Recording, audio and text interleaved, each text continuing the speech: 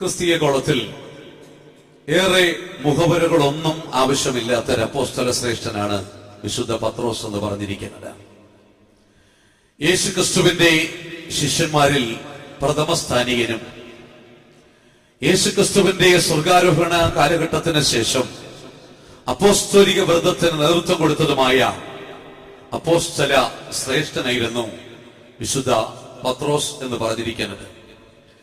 പത്രോസിന്റെ ശുശ്രൂഷയെയും പ്രവർത്തനങ്ങളെയും തന്റെ മിഷണറി യാത്രകളെയും കുറിച്ച് ചിന്തിക്കുവാൻ നമ്മൾ ആരംഭിച്ചു കഴിഞ്ഞാൽ അത് വിശാലവും വിസ്തൃതവുമായ ഒരു വിഷയമായിരിക്കാൽ ഞാൻ ആ ഭാഗത്തേക്ക് കിടക്കുവാൻ പ്രാരംഭമായിട്ട് തന്നെ താല്പര്യപ്പെടുന്നില്ല.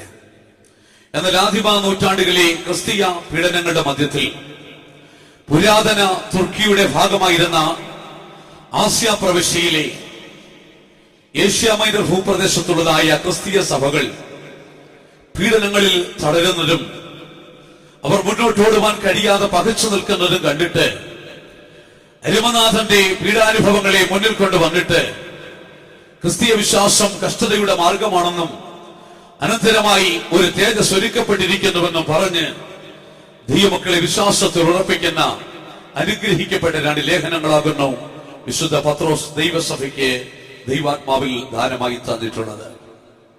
തിരുവെഴുത്തിലേക്ക് നമ്മൾ കടന്നു വന്ന് ചിന്തിച്ചാൽ നമ്മുടെ കർത്താവായ യേശുക്രിസ്തുവിന്റെ ജീവിതത്തെക്കുറിച്ചും തന്റെ ജനനത്തെക്കുറിച്ചും മരണത്തെക്കുറിച്ചും പുനരുത്ഥാനത്തെക്കുറിച്ചും തന്റെ ഇതുപര്യന്തമുള്ള എല്ലാ ശുശ്രൂഷകളെ കുറിച്ചും വിശുദ്ധ പ്രവാചകന്മാരും സങ്കീർത്തനക്കാരും മുൻകൂട്ടി പ്രവചിച്ചിട്ടുള്ളതായ അനേക വേദഭാഗങ്ങൾ തിരുവെഴുത്തിൽ കാണുവാൻ സാധിക്കുന്നുണ്ട്.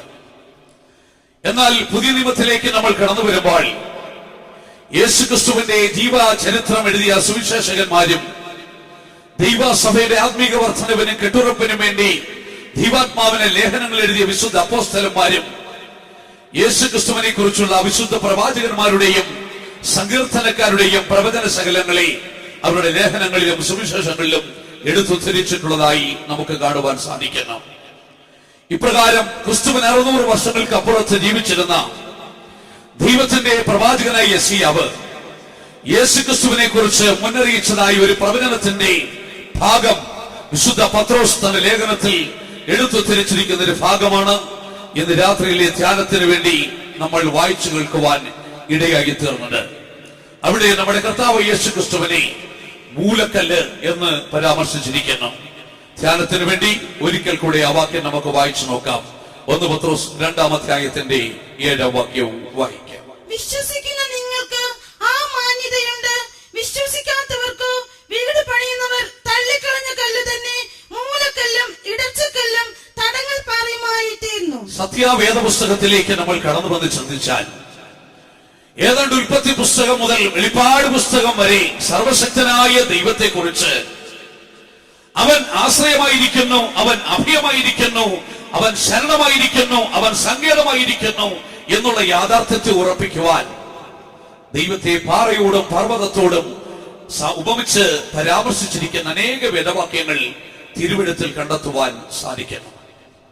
നമ്മുടെ കർത്താവായ യേശുക്രിസ്തുവിന്റെ ജീവിതത്തെക്കുറിച്ചും ശുശ്രൂഷയെക്കുറിച്ചും വിശുദ്ധ പ്രവാചകന്മാർ ആത്മാവിൽ മുൻകൂട്ടി പ്രവചിക്കുമ്പോൾ ഈ നിലവാരത്തിൽ പാറയോടും പർവ്വതത്തോടും കല്ലിനോടും സാദൃശ്യപ്പെടുത്തി പരാമർശിച്ചിരിക്കുന്ന അനേക വേദഭാഗങ്ങൾ തിരുവെഴുത്തിൽ നമുക്ക് കാണുവാൻ കഴിയുന്നുണ്ട്. ആ നിലവാരത്തിൽ ഒരു പ്രത്യേക സന്ദർഭത്തിലാകുന്നു യേശുക്രിസ്തുവിനെ മൂലക്കല്ല് എന്നൊരു പദത്തിൽ വിശുദ്ധ പത്രോസ് ഇവിടെ എടുത്ത് ഉദ്ധരിക്കുന്നതായി നമുക്ക് കാണുവാൻ സാധിക്കുന്നു. ദൈവത്തിന്റെ വചനത്തിലേക്ക് നമ്മൾ കടന്നു വന്ന് ചിന്തിച്ചാൽ ഈ വചനത്തിന്റെ ഉള്ളിൽ നിന്നുകൊണ്ട് നമുക്ക് ചിന്തിക്കുവാനുള്ള വിഷയം, 1, യേശു എപ്രകാരം മൂലക്കല്ലായി മാറ്റപ്പെട്ടു. 2, യേശുക്രിസ്തു എവിടെയാണ് മൂലക്കല്ലായി സ്ഥാപിക്കപ്പെട്ടിരിക്കുന്നത്. യേശു മൂലക്കല്ലായി സ്ഥാപിക്കപ്പെട്ടിരിക്കുന്നതിനാൽ മാനവകുലത്തിന് എന്ത് അനുഗ്രഹമുണ്ടായി. ഈ വിഷയങ്ങളാകുന്നു ഈ 2 ദിവസം കൊണ്ട് ദൈവം തരുന്ന സമയപരിധിക്കുള്ളിൽ നിന്നുകൊണ്ട് ചിന്തിക്കുവാൻ താല്പര്യപ്പെടുന്നത്. യേശുക്രിസ്തു പാറ എന്ന വിഷയത്തെ കുറിച്ച് നമ്മൾ ചിന്തിക്കുമ്പോൾ പ്രാരംഭമായി യേശുവിനെ കുറിച്ച് പരാമർശിച്ചിരിക്കുന്ന മറ്റൊരു ഭാഗത്തേക്ക് നിങ്ങൾ ശ്രദ്ധ ഞാൻ കൊണ്ടുപോകട്ടെ. യേശുക്രിസ്തുവിനെ തള്ളപ്പെട്ട കല്ല് എന്ന് തിരുവെഴുത്തിൽ പരാമർശിച്ചിരിക്കുന്നത് നമുക്ക് കണ്ടെത്തുവാനായി സാധിക്കണം. നമ്മൾ വായിച്ച കുറുവാക്യം ഒരിക്കൽ കൂടെ നമ്മൾ സസൂക്ഷ്മം വായിച്ചു നോക്കുമ്പോൾ അവൻ തള്ളപ്പെട്ട കല്ല് എന്നൊരു പേരിൽ അവിടെ പരാമർശിച്ചിരിക്കുന്നത് നമുക്ക് കാണുവാൻ കഴിയുന്നുണ്ട്. കുറുവാക്യം ഒരിക്കൽ കൂടെ നമുക്ക് വായിച്ചു നോക്കിയാട്ടെ. വിശ്വസിക്കുന്ന നിങ്ങൾക്ക് ആ മാന്യതയുണ്ട്, വിശ്വസിക്കാത്തവർക്കോ വീട് പണിയുന്നവർ തള്ളിക്കളഞ്ഞ കല്ല് തന്നെ. മതി, വീട് പണിയുന്നവർ തള്ളിക്കളഞ്ഞ കല്ല് തന്നെ എന്ന യേശുക്രിസ്തുവിനെ കുറിച്ച് അവിടെ പരാമർശിച്ചിരിക്കുന്നത് കാണുവാൻ സാധിക്കുന്നു.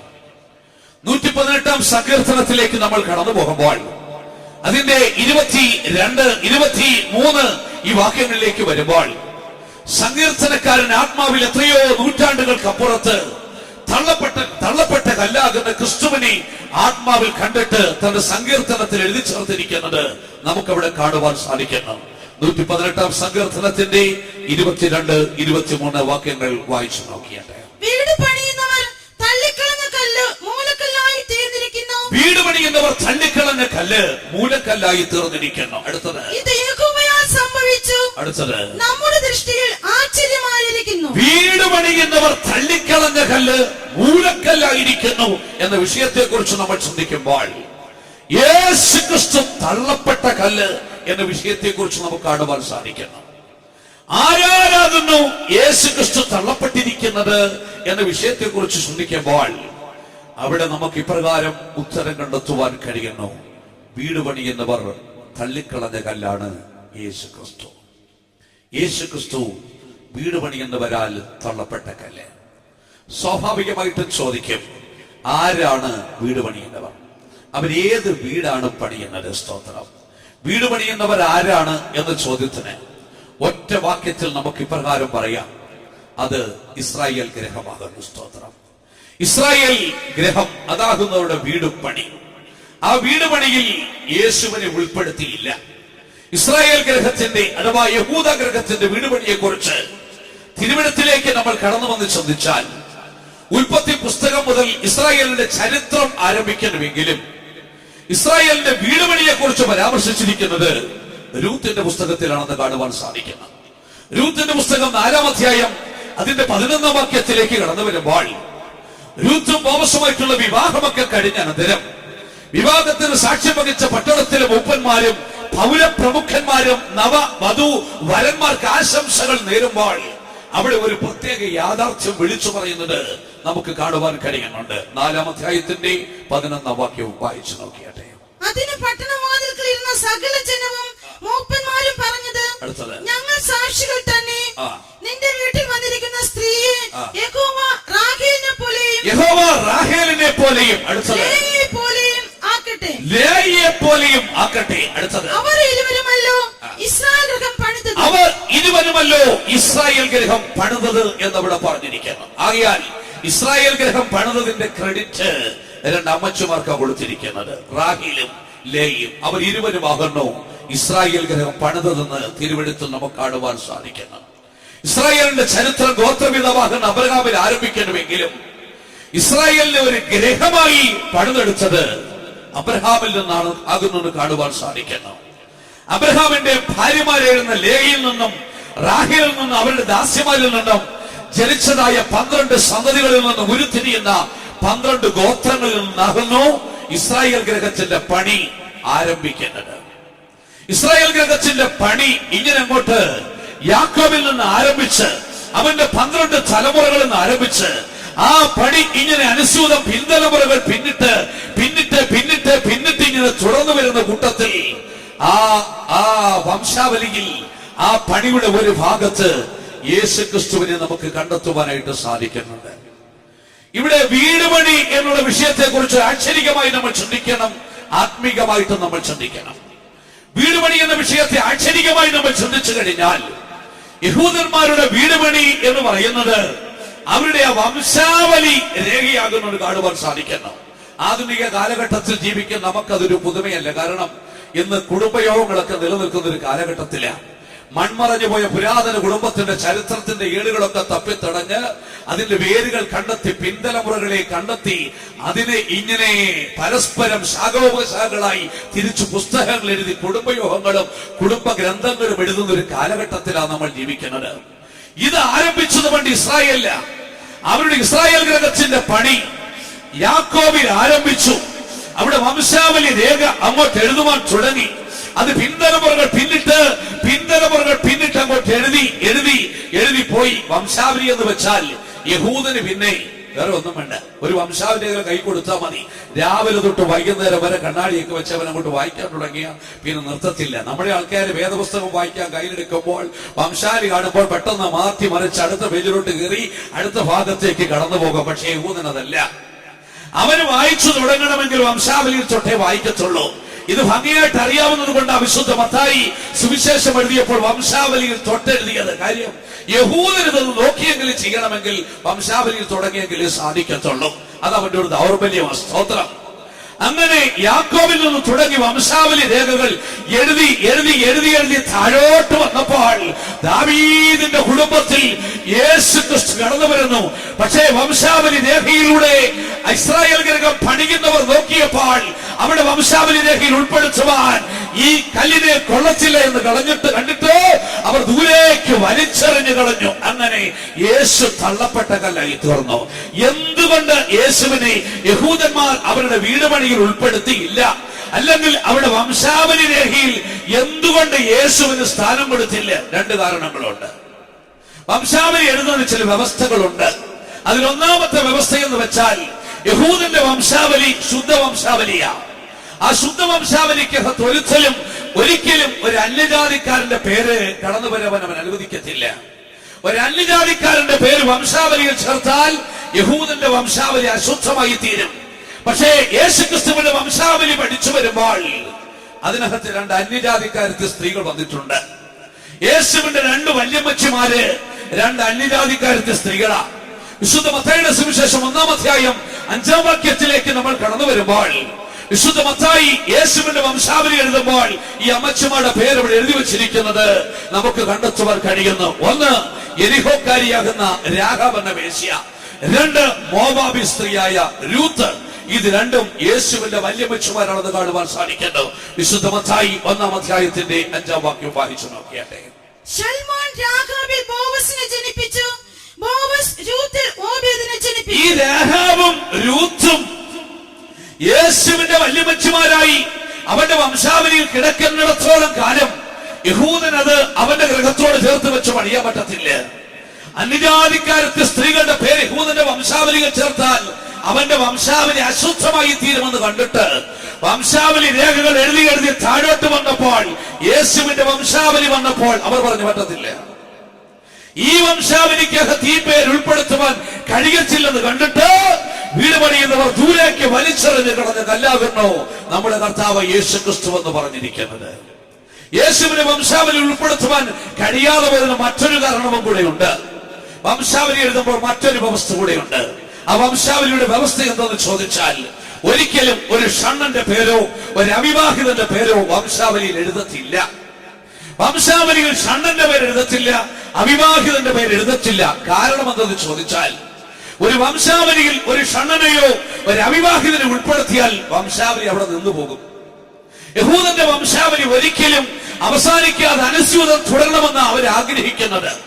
അതുകൊണ്ട് വിവാഹം കഴിക്കാത്തവനോ പിന്തലമുറയില്ലാത്തവനോ ആയ ഒരു ഷണ്ണനെയോ ഒരിക്കലും വംശാവലിയിൽ ഉൾപ്പെടുത്തത്തില്ല. യേശു തമ്പുരാനെ അവന്റെ വംശാവലിയിൽ ഉൾപ്പെടുത്തുവാൻ അവർക്ക് കഴിയത്തില്ല. കാരണം യഹൂദന്റെ സാമൂഹിക വ്യവസ്ഥിതി അനുസരിച്ച് 20 വയസ്സ് കഴിഞ്ഞാൽ അവൻ വിവാഹം കഴിക്കണം. 33.5 വയസ്സ് വരെ ലോകത്ത് ജീവിച്ചിട്ട് ആത്മീയമായി ഷണ്ണനായി ജീവിച്ച് വിവാഹം കഴിക്കാതെ അവൻ നിത്യ പുരോഹിതനായി വേർതിരിക്കപ്പെട്ടിരുന്നതിനാൽ യഹൂദന്റെ വംശാവലിയിൽ ഉൾപ്പെടുത്തുവാൻ കഴിയാത്തവനായി അവൻ ദൂരേക്ക് വലിച്ചെറിയപ്പെട്ടു. അങ്ങനെ ആക്ഷരികമായി വീട് പണിയുന്നവരാൽ തള്ളപ്പെട്ട കല്ലായി യേശു മാറ്റപ്പെടുവാൻ ഇടയായി തീർന്നു. അതവിടെ നിൽക്കട്ടെ. രണ്ടാമത്, യേശു വീട് പണിയുന്നവരാൽ തള്ളപ്പെട്ട കല്ല്. യേശു എന്തുകൊണ്ട് വീട് പണിയുന്നവരാൽ തള്ളപ്പെട്ടു എന്ന് ചോദിച്ചാൽ അവന്റെ ആത്മീകമായ വീട് പണിയെക്കുറിച്ച് നമ്മൾ ചിന്തിക്കണം.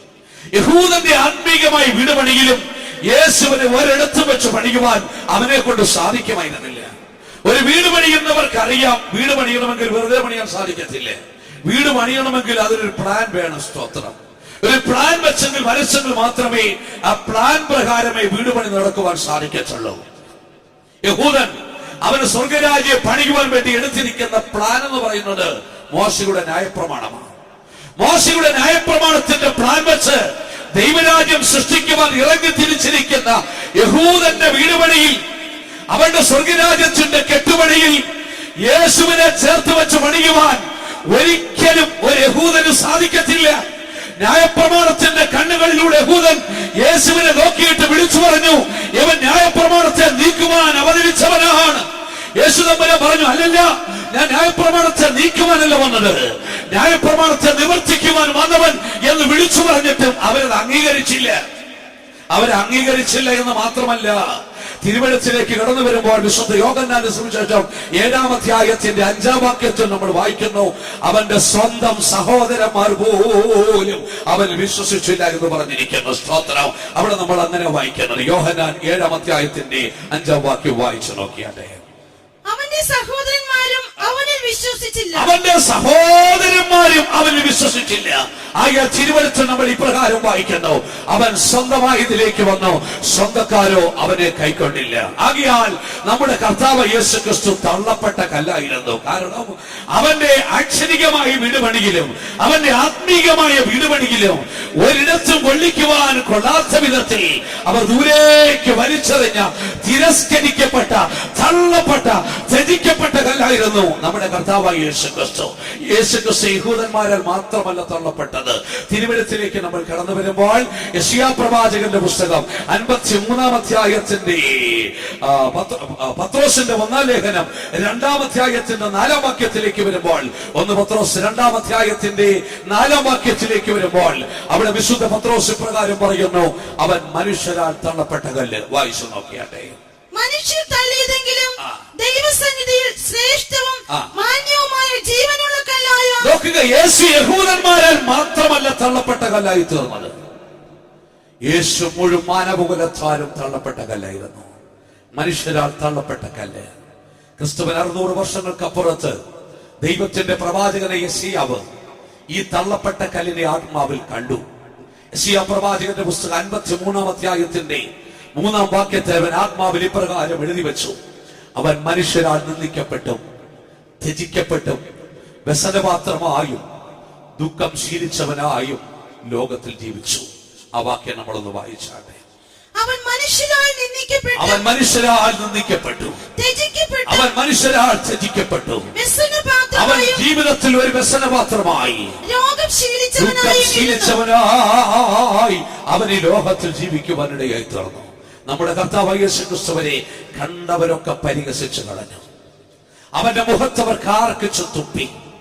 അവനെ പിടിച്ചുകൊണ്ടുപോയി അവന്റെ മുകൾ തൊട്ടടിയോളം ചുണലില്ലാത്ത നിർമ്മലമായ നിലയങ്കി ഊരിയെടുത്തിട്ട് ഒരു ശുഭ്രവസ്ത്രം ചുറ്റി അവനെ ഒരു നിസ്സാരനാക്കി ഒരു പീഠത്തിൽ അവനെ കൊണ്ടുപോയി ഇരുത്തിയിട്ട് അവന്റെ തലയിൽ ഒരു മുൾക്കിരീടവും ഇടഞ്ഞു വെച്ച് കയ്യിലൊരു കോലും കൊടുത്തിട്ട് അവന്റെ മുൻപിൽ കവിണ്ട് വീണ് അവനെ പരിഹസിച്ചുകൊണ്ട് നമസ്കരിച്ചുകൊണ്ട് പറഞ്ഞു, യഹൂദന്മാരുടെ രാജാവേ ദയ, യഹൂദന്മാരുടെ രാജാവേ ദയ, ദയ എന്ന് പറഞ്ഞവർ യേശുവിനെ പരിഹസിച്ചു.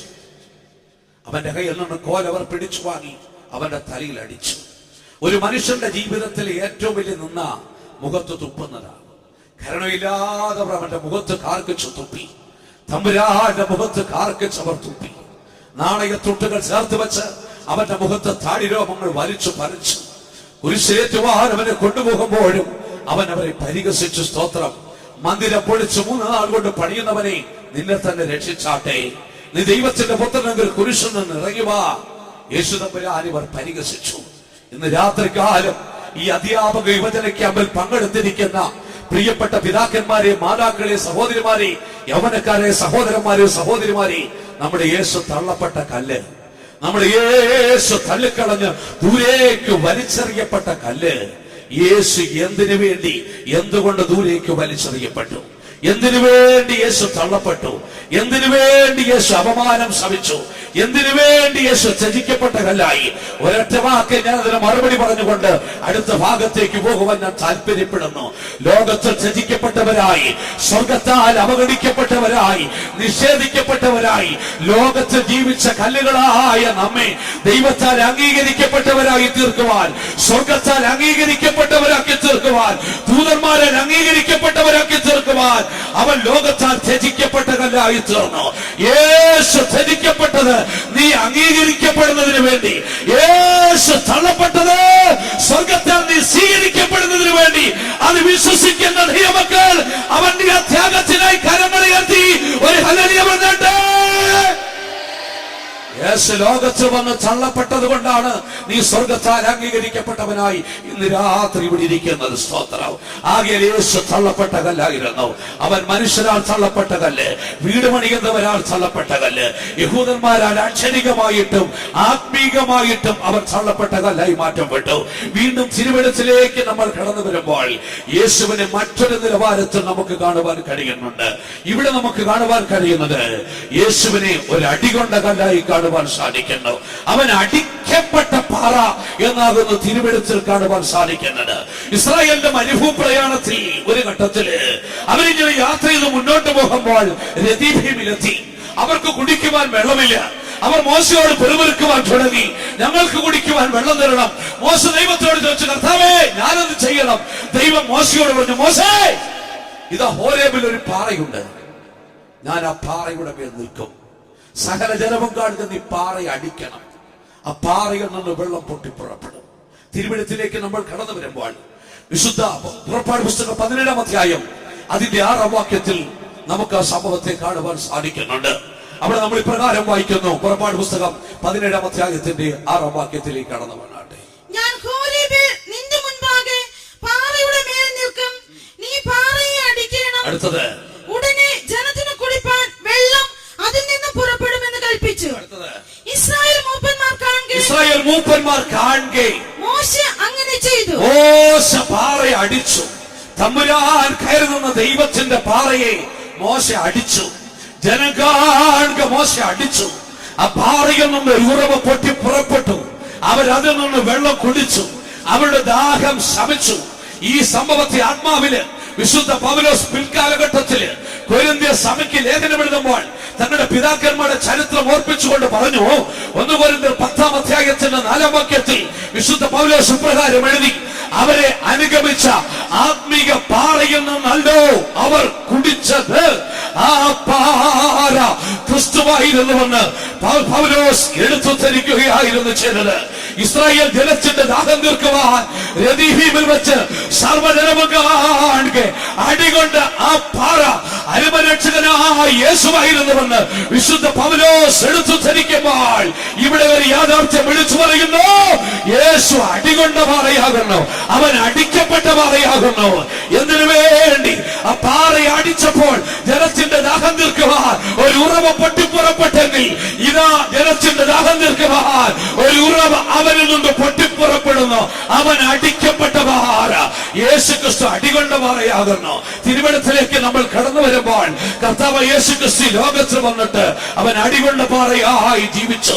നമുക്ക് തിരുവെഴുത്തിലേക്ക് ഒന്ന് കടന്നു പോകാം. ഞാൻ നേരത്തെ സൂചിപ്പിച്ചല്ലോ, അവനെ ഒരു നിസാര വസ്ത്രം ചുറ്റി, ശുഭ്രവസ്ത്രം ചുറ്റി, നിസാരനാക്കി പീഠത്തിൽ കൊണ്ടിരുത്തി, കയ്യിലൊരു കോലും കൊടുത്തിട്ട് തലയിൽ മുള്ളുകൊണ്ടൊരു കിരീടം പിടഞ്ഞ് അവന്റെ തലയിൽ വെച്ചു. മുള്ളുകൊണ്ടുള്ള കിരീടം എന്ന് വെച്ചാൽ അത് നിസ്സാരമാണെന്ന് ചിന്തിക്കരുത്.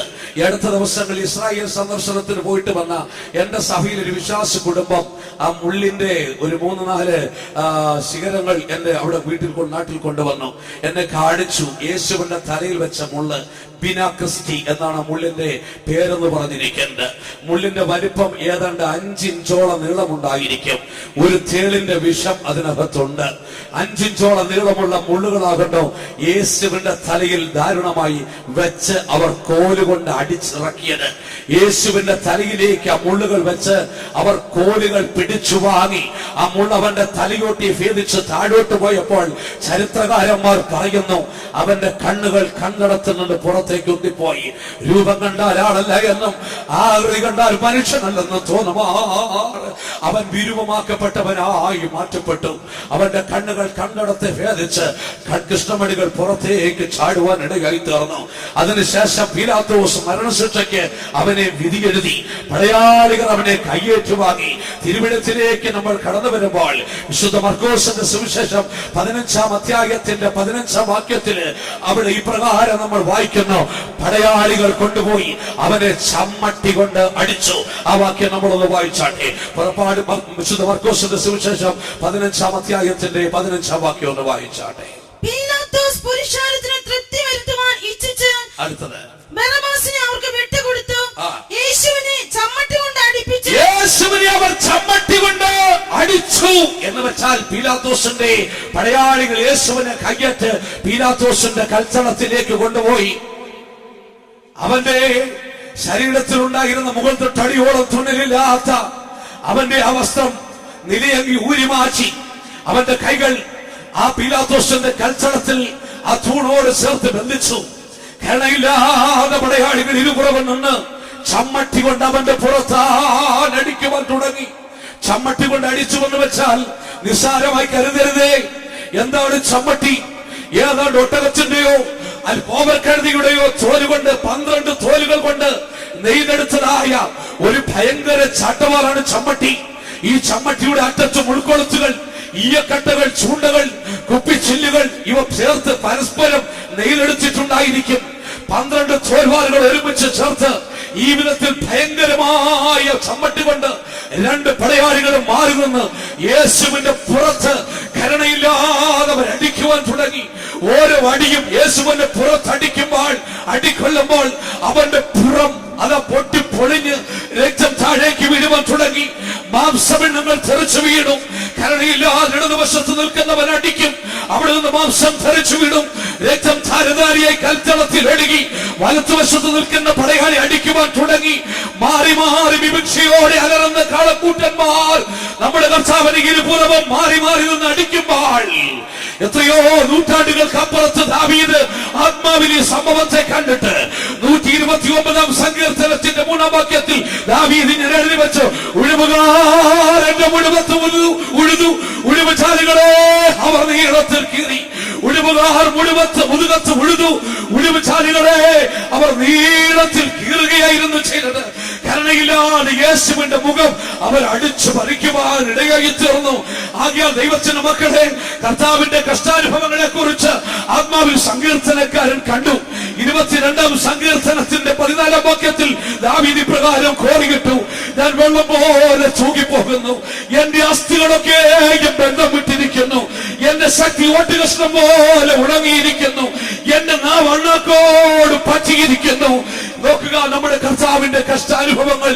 കരുണയില്ലാതവനെ പിടിച്ചുകൊണ്ടുപോയി കുരിശിൽ മലർച്ചി കിടത്തി അവന്റെ നന്മ മാത്രം ചെയ്ത കാര്യങ്ങൾ കുരിശോട് ചേർത്ത് വിധിച്ചു വെച്ചിട്ട് ഇരുമ്പാടുകൾ അവർ അടിച്ചിറക്കി. അവന്റെ കാലുകൾ ചേർത്ത് വെച്ച് ഇരുമ്പാടുകൾ അവർ അടിച്ചിറക്കി. യേശുദമ്പുരാൻ ആ പാറ അടികൊള്ളുകയായിരുന്നു ചെയ്തത്. അവനെ പൊക്കിയെടുത്ത് പാറയിൽ വെട്ടിയിരുന്ന കുഴിയിൽ അവനെ നിർത്തി. അവസാനമായിട്ടൊരു കാര്യം സംഭവിച്ചു. പഴയാളുകൾ വെച്ച് ഒരു വലിയ കുന്തം കൊണ്ട് വന്നിട്ട് ജനം നോക്കി നിൽക്കെ ആ കുന്തം കൊണ്ട് വന്ന് യേശുവിന്റെ വിലാപ്പുറത്ത് അവൻ ആഞ്ഞുകുത്തി. ആ കുത്തിട്ടപ്പോൾ അവന്റെ വിലാപ്പുറത്ത് നിന്നു ആദ്യം രക്തവും പിന്നെ വെള്ളവും താഴേക്ക് ഒഴുകുവാനിടയായി തീർന്നു. യെശയ്യാ പ്രവാചകൻ ആത്മാവിൽ ഈ സംഭവത്തെ കണ്ടിട്ട് യെശയ്യാ പ്രവാചകന്റെ പുസ്തകം 53-ാം അധ്യായത്തിന്റെ 3-ാം വാക്യത്തില് ഇപ്രകാരം എഴുതി വെച്ചു, അവൻ നമ്മുടെ അതിക്രമങ്ങൾ നിമിത്തം മുറിവേറ്റും നമ്മുടെ അകൃത്യങ്ങൾ നിമിത്തം തകർന്നു വിരിക്കുന്നു. സ്തോത്രം. നമ്മുടെ സമാധാനത്തിന്റെ ശിക്ഷ അവന്റെ മേലായി തീർന്നു. ഇന്ന് രാത്രികാലം ഒരു യാഥാർത്ഥ്യം മനസ്സിലാക്കിക്കൊള്ളണം.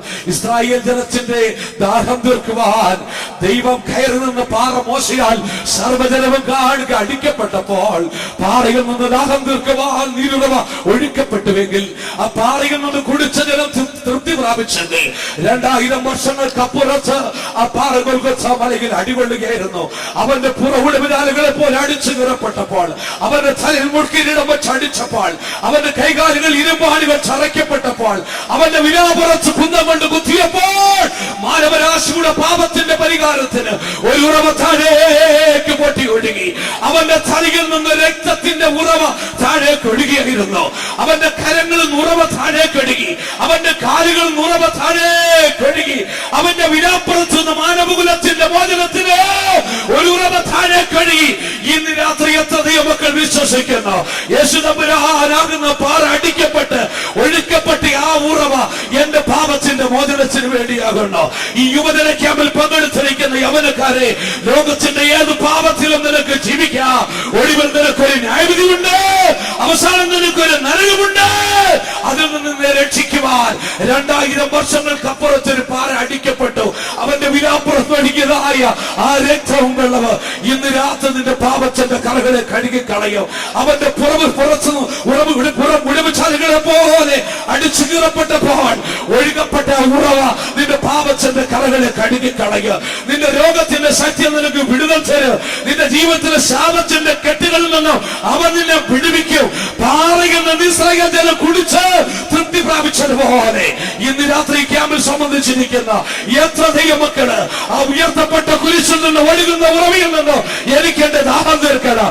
ഇന്ന് രാത്രി എന്റെ പാപങ്ങൾ ആ ഉറവയിൽ കഴുകി എനിക്ക് വെളിപ്പാകണം. എന്റെ ജീവിതം എന്റെ കർത്താവിന് വേണ്ടി കൊടുക്കും. അവന്റെ യൗവനം എനിക്ക് വേണ്ടി എന്റെ പാപത്തിന് പരിഹാരം വരുത്തുവാ. അവനവന്റെ ശരീരമാകുന്ന പാറ പിളർന്ന് ഒരു ഉറവ എനിക്ക് വേണ്ടി വഴിക്ക് ചെന്നെങ്കിൽ ആ ഉറവയിൽ നിന്ന് ഞാൻ കുളിച്ച് തൃപ്തനായി എന്റെ യൗവനം ഞാൻ കർത്താവിന് വേണ്ടി കൊടുക്കുക. ഒരു നിമിഷം കണ്ണുകളെ മൂടിയാട്ടെ. ഇന്ന് രാത്രി എത്ര മക്കൾക്ക് ആ കാഴ്ച കാണുവാൻ സാധിക്കുക. ഗൊൽഗോഥയിലേക്ക് നിങ്ങളുടെ കണ്ണുകൾ ഉയർത്തിയാട്ടെ. അവന്റെ ശരീരത്തിൽ നിന്ന് ഒഴുകുന്ന ഉറവ ഇന്ന് രാത്രി നിന്നിലേക്ക് കടന്നു വരുവാനായി തീരട്ടെ.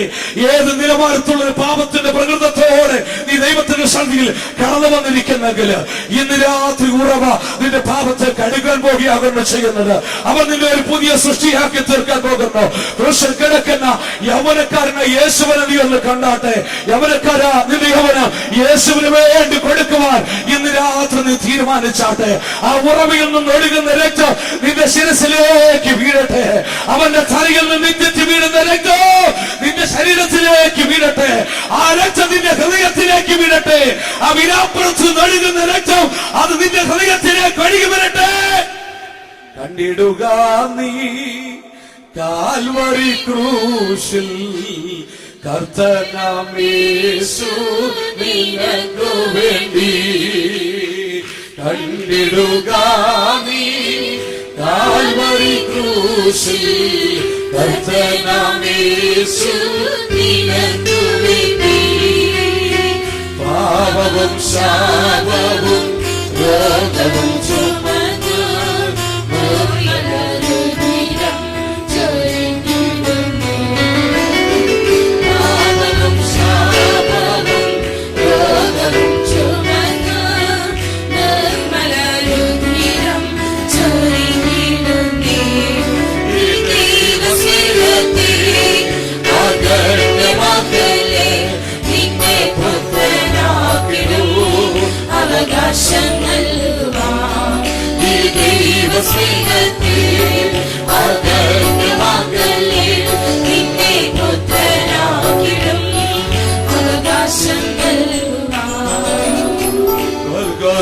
മലമേ കയറിടും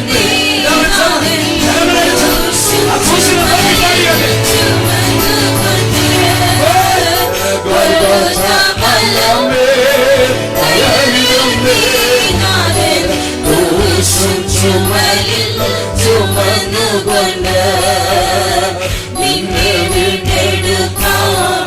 നിന്നെയും സഹിച്ചു പോയിടും കാഴ്ച നീ കണ്ടിടുക.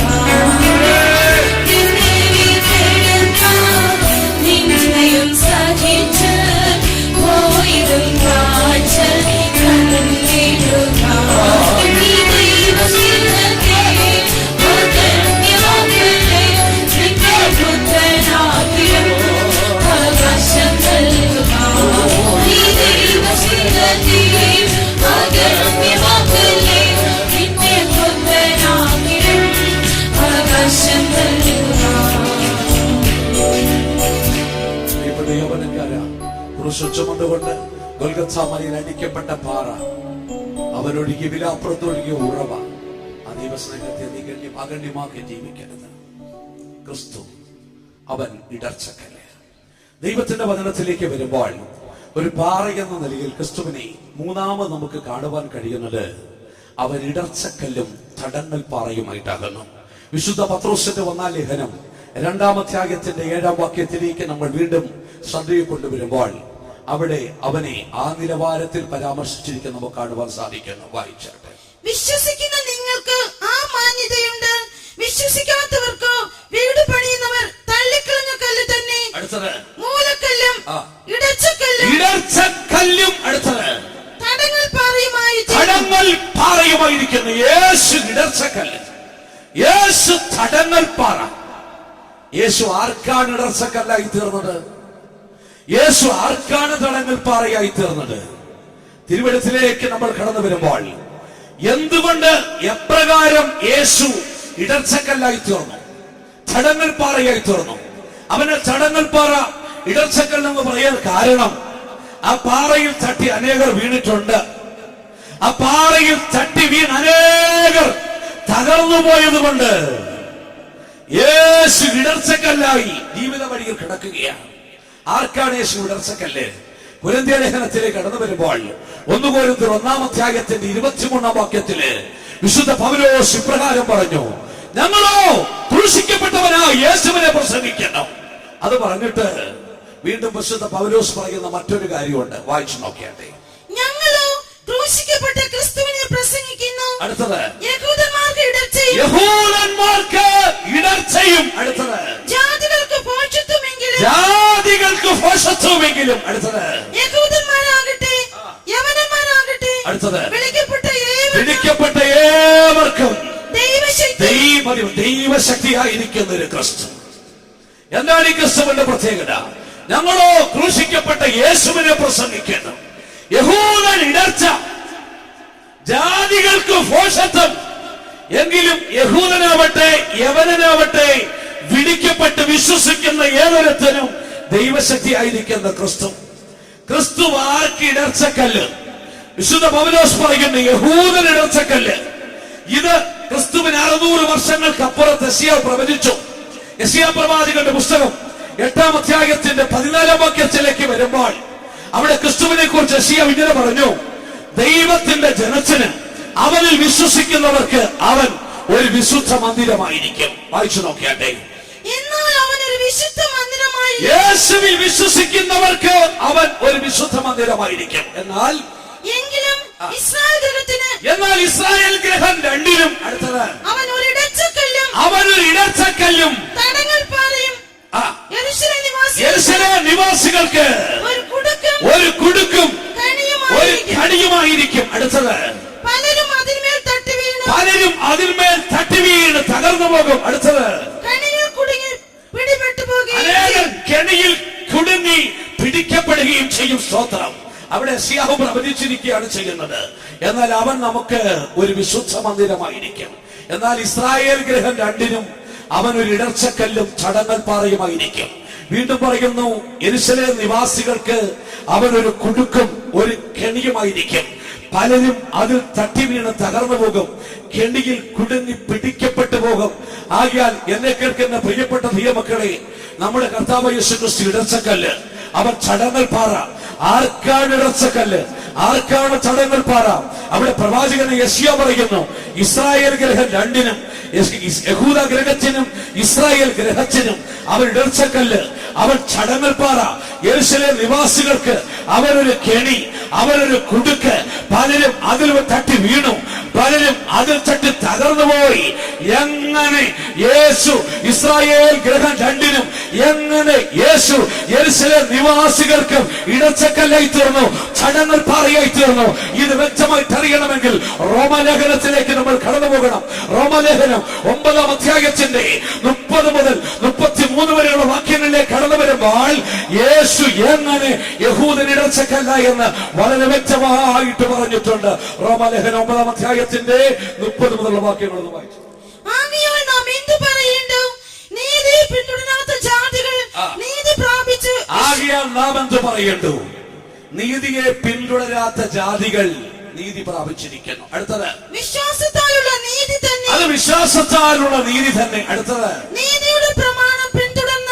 ഇനി അടുത്ത ശ്രദ്ധിക്കണമേ, നീതിയുടെ പ്രമാണം പിന്തുടർന്ന ഇസ്രായേലോ ആ പ്രമാണത്തിങ്കൽ എത്തിയില്ല. ആ പ്രമാണത്തിങ്കൽ എത്തിയില്ല. വായിച്ചത് ശരിയായിട്ടില്ല, മനസ്സിലായിട്ടില്ല. ഒന്നുകൂടെ വാക്യം വായിച്ചു മതിയാവത്തുള്ളൂ. ആകയാൽ നാം എന്തു പറയണ്ടു? ഒന്നുകൂടെ വായിച്ചാട്ടെ. ആകയാൽ നാം എന്തു പറയണ്ടു? നീതിയെ പിന്തുടരാത്ത ജാതികൾ നീതി പ്രാപിച്ചു. അടുത്തത് വിശ്വാസത്താലുള്ള നീതി. അടുത്തത് നീതിയുടെ പ്രമാണം പിന്തുടർന്ന ഇസ്രായേലോ ആ പ്രമാണത്തിങ്കൽ എത്തിയില്ല. കാരണം വായിച്ചേ, അതെന്തുകൊണ്ട്? വിശ്വാസത്താലല്ല, പ്രവൃത്തിയാൽ പ്രവൃത്തിയാലുള്ള നീതി അന്വേഷിച്ചത് കൊണ്ട് തന്നെ അവർ ഇടച്ചക്കല്ലിന്മേൽ തട്ടി ഇടറി വീണു. യഹൂദർ ഇടച്ചക്കല്ലിൽ തട്ടി ഇടറി വീണു. കാരണം ന്യായപ്രമാണത്തിന്റെ നീതിയിലൂടെ, അവന്റെ പ്രവൃത്തിയിലൂടെ നീതി കണ്ടെത്തുവാൻ ശ്രമിച്ചു. തിരുവെഴുത്ത് വിളിച്ചു പറഞ്ഞു, ന്യായപ്രമാണത്തിന്റെ പ്രവൃത്തികളാൽ ഒരു ക്ഷണവും ദൈവത്തിന്റെ സന്നിധിയിൽ നീതീകരിക്കപ്പെടുന്നില്ല. ഇത് വിളിച്ചു പറയുമ്പോൾ അവൻ യാഗം കഴിച്ച്, അവൻ വഴിപാടർപ്പിച്ച്, അവൻ ദൈവത്തെ പ്രസാദിപ്പിച്ച് നീതിമാനാവാൻ ശ്രമിച്ചു. പ്രവൃത്തിയിലൂടെ നീതി കണ്ടെത്തുവാൻ ശ്രമിച്ചു. യേശു തമ്പുരാൻ അതിന്റെ പിന്നാലെ വന്നു. സ്തോത്രം. ആകയാൽ നാം എന്തു പറയണ്ടു? നീതിയുടെ ഒരു പ്രമാണവുമില്ലാത്ത പുറജാതികളായ നമുക്ക് നീതി കിട്ടി. അതിന്റെ കാരണം എന്ത്? നമ്മൾ ഒരു പ്രവൃത്തിയും ചെയ്തിട്ടല്ല, നമ്മൾ എന്തെങ്കിലും ദാനധർമ്മങ്ങൾ ചെയ്തിട്ടല്ല, നമ്മൾ ദരിദ്രർക്ക് എന്തെങ്കിലും കൊടുത്തിട്ടോ, അല്ലെങ്കിൽ നടക്കാൻ വയ്യാത്തവർക്ക് സൈക്കിൾ റിക്ഷ കൊടുത്തിട്ടോ, പിന്നെ അല്ലെങ്കിൽ വാഴത്തൈ കൊടുത്തിട്ടോ, തെങ്ങിൻ കൈ കൊടുത്തിട്ടോ, വിവാഹം കഴിക്കാൻ പ്രാപ്തിയില്ലാത്തവരെ വിവാഹം കഴിപ്പിച്ച് അയച്ചത് കൊണ്ടോ, ഇതുകൊണ്ടൊന്നുമല്ല നീതിയായത്. ഇതിലൂടൊന്നും നീതീകരിക്കപ്പെടുവാൻ സാധിക്കത്തില്ല. യഹൂദ ന്യായപ്രമാണത്തിന്റെ അവന്റെ പ്രവർത്തികളിലൂടെ നീതീകരിക്കപ്പെട്ട് ദൈവസന്നിധിയിൽ ചെല്ലുവാൻ ശ്രമിച്ചു. പക്ഷേ നീതിമാനായ ദൈവത്തിന്റെ മുമ്പിൽ അവന്റെ ഒരു നീതിപ്രവൃത്തിയും വില പോയില്ല. എന്നാൽ യേശു ലോകത്തിൽ വന്നിട്ട് പറഞ്ഞു, വേറെ ഒരു വഴിയിൽ എന്നിൽ വിശ്വസിച്ചാട്ടെ, എന്നിലുള്ള വിശ്വാസം മൂലം മാത്രമേ നീതീകരിക്കപ്പെടുമെന്ന് പറഞ്ഞപ്പോൾ യഹൂദൻ അതിൽ ഇടച്ചക്കല്ലായി തീർന്നു. ആ കല്ലിൽ തട്ടിയവൻ വീണുപോയി. നീതിയുടെ പ്രമാണമില്ലാത്ത ജാതികളായ നമ്മൾ അവരിൽ വിശ്വസിച്ചത് കൊണ്ട് സൗജന്യമായി നീതീകരിക്കപ്പെട്ട് നമുക്ക് ദൈവരാജ്യത്തിലേക്കുള്ള പ്രവേശനം ലഭിച്ചു. അത് വിശ്വസിക്കുന്ന ദൈവമക്കൾ കരങ്ങളുയർത്തി ഹല്ലേലൂയ പറഞ്ഞാട്ടെ.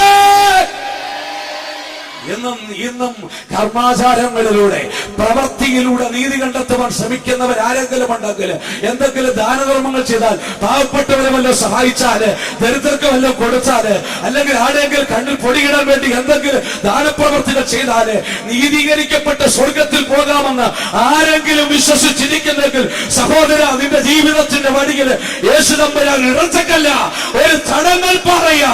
യഹൂദൻ അതിൽ തട്ടി വീണതുപോലെ നീ അതിൽ വീണുപോകും. നിനക്ക് എന്താ ഒരു വഴി? നീതിയെ കണ്ടെത്താത്ത ജാതി നീതി പ്രാപിച്ചു. എങ്ങനെ? നീ വേറൊന്നും ചെയ്യണ്ട, നീ സമ്പത്ത് മുടക്കണ്ട, നീ ദാനധർമ്മങ്ങളുടെ പിന്നാലെ ഒന്ന് ഓടി വെറുതെ നിന്റെ ജീവിതം കളയണ്ട. നീ യേശുവിൽ വിശ്വസിക്കുക. യേശുവിൽ വിശ്വസിക്കണം. യേശുവിൽ വിശ്വസിച്ചിട്ട് ദാനധർമ്മങ്ങൾ ചെയ്തു, നീതിപ്രവർത്തികൾ ചെയ്തു. നിന്റെ നീതിപ്രവർത്തികൾ ശുദ്ധവും ശുഭ്രവുമായ വിശേഷ വസ്ത്രമായിട്ട് മാറും. യേശു ക്രിസ്തുവിൽ വിശ്വസിക്കാതെ നീതിപ്രവർത്തികൾ ചെയ്ത് സ്വർഗത്തിൽ പോകാൻ ശ്രമിച്ച സഹോദര, നിന്റെ നീതിപ്രവർത്തി കറപുരണ്ട തുണി പോലെ തമ്പുരാന്റെ മുമ്പിൽ കിടക്കും. ആകയാൽ നീതിപ്രവർത്തികളിൽ ആശ്രയിച്ച് സ്വർഗരാജ്യത്തിൽ പോകുവാൻ ശ്രമിക്കുന്നവർക്ക് യേശു തമ്പുരാൻ വഴികളിലൂടെ ഇടച്ചക്കല്ല് ഒരു ചടങ്ങൽപ്പാറയായി കിടക്കുന്നു. യഹൂദന്റെ കപടഭക്തി കണ്ടിട്ട് യേശു തമ്പുരാൻ അടങ്ങിയിരിക്കാൻ സാധിച്ചില്ല. യഹൂദന്റെ മുഖത്ത് നോക്കി ലജ്ജ കൂടാതെ സധൈര്യം അവൻ വിളിച്ചു പറഞ്ഞു, നിങ്ങൾക്ക് കഷ്ടമെന്ന് വിളിച്ചു പറഞ്ഞു. സ്തോത്ര. യഹൂദന്റെ പ്രവൃത്തി കണ്ടിട്ട് പറഞ്ഞു, നിങ്ങൾക്ക് കഷ്ടം, നിങ്ങൾ സ്വർഗരാജ്യത്തിൽ കടക്കുന്നതുമില്ല. പാവപ്പെട്ട യാഥാസ്ഥികർ സാധാരണക്കാരെ നിങ്ങൾ സ്വർഗരാജ്യത്തിൽ കടക്കുവാനിട്ട് അനുവദിക്കുന്നതുമില്ല. നിങ്ങൾ കരയും കടലിൽ ചുറ്റി നടന്ന് ആത്മാക്കളെ തേടി നിങ്ങളുടെ അരിക്കൽ കൊണ്ടുവന്നിട്ട് നിങ്ങളെക്കാൾ അധികം നാശയോഗ്യരാക്കി അവരെ നിങ്ങൾ മാറ്റിയെടുക്കുന്നു. നിങ്ങൾ തുളസി, ജീരകം, ചതകുപ്പ എന്നിവയ്ക്ക് ദശാംശം കൊടുത്തിട്ട് ന്യായപ്രമാണത്തിന് ഏറ്റവും കലമേറിയ സത്യവും നീതിയും കരുണയും നിങ്ങളുടെ ജീവിതത്തിൽ നിങ്ങൾ ധരിച്ചു കളഞ്ഞിരിക്കുന്നു. നിങ്ങളുടെ കിണ്ടികണ്ണങ്ങളുടെ അകം മുഴുവന് കവർച്ചയും കള്ളവും നിറഞ്ഞിരുന്നിട്ട് നിങ്ങൾ പുറം വെടിപ്പാക്കി ഭക്തന്മാരൊന്ന് നടക്കുന്നു.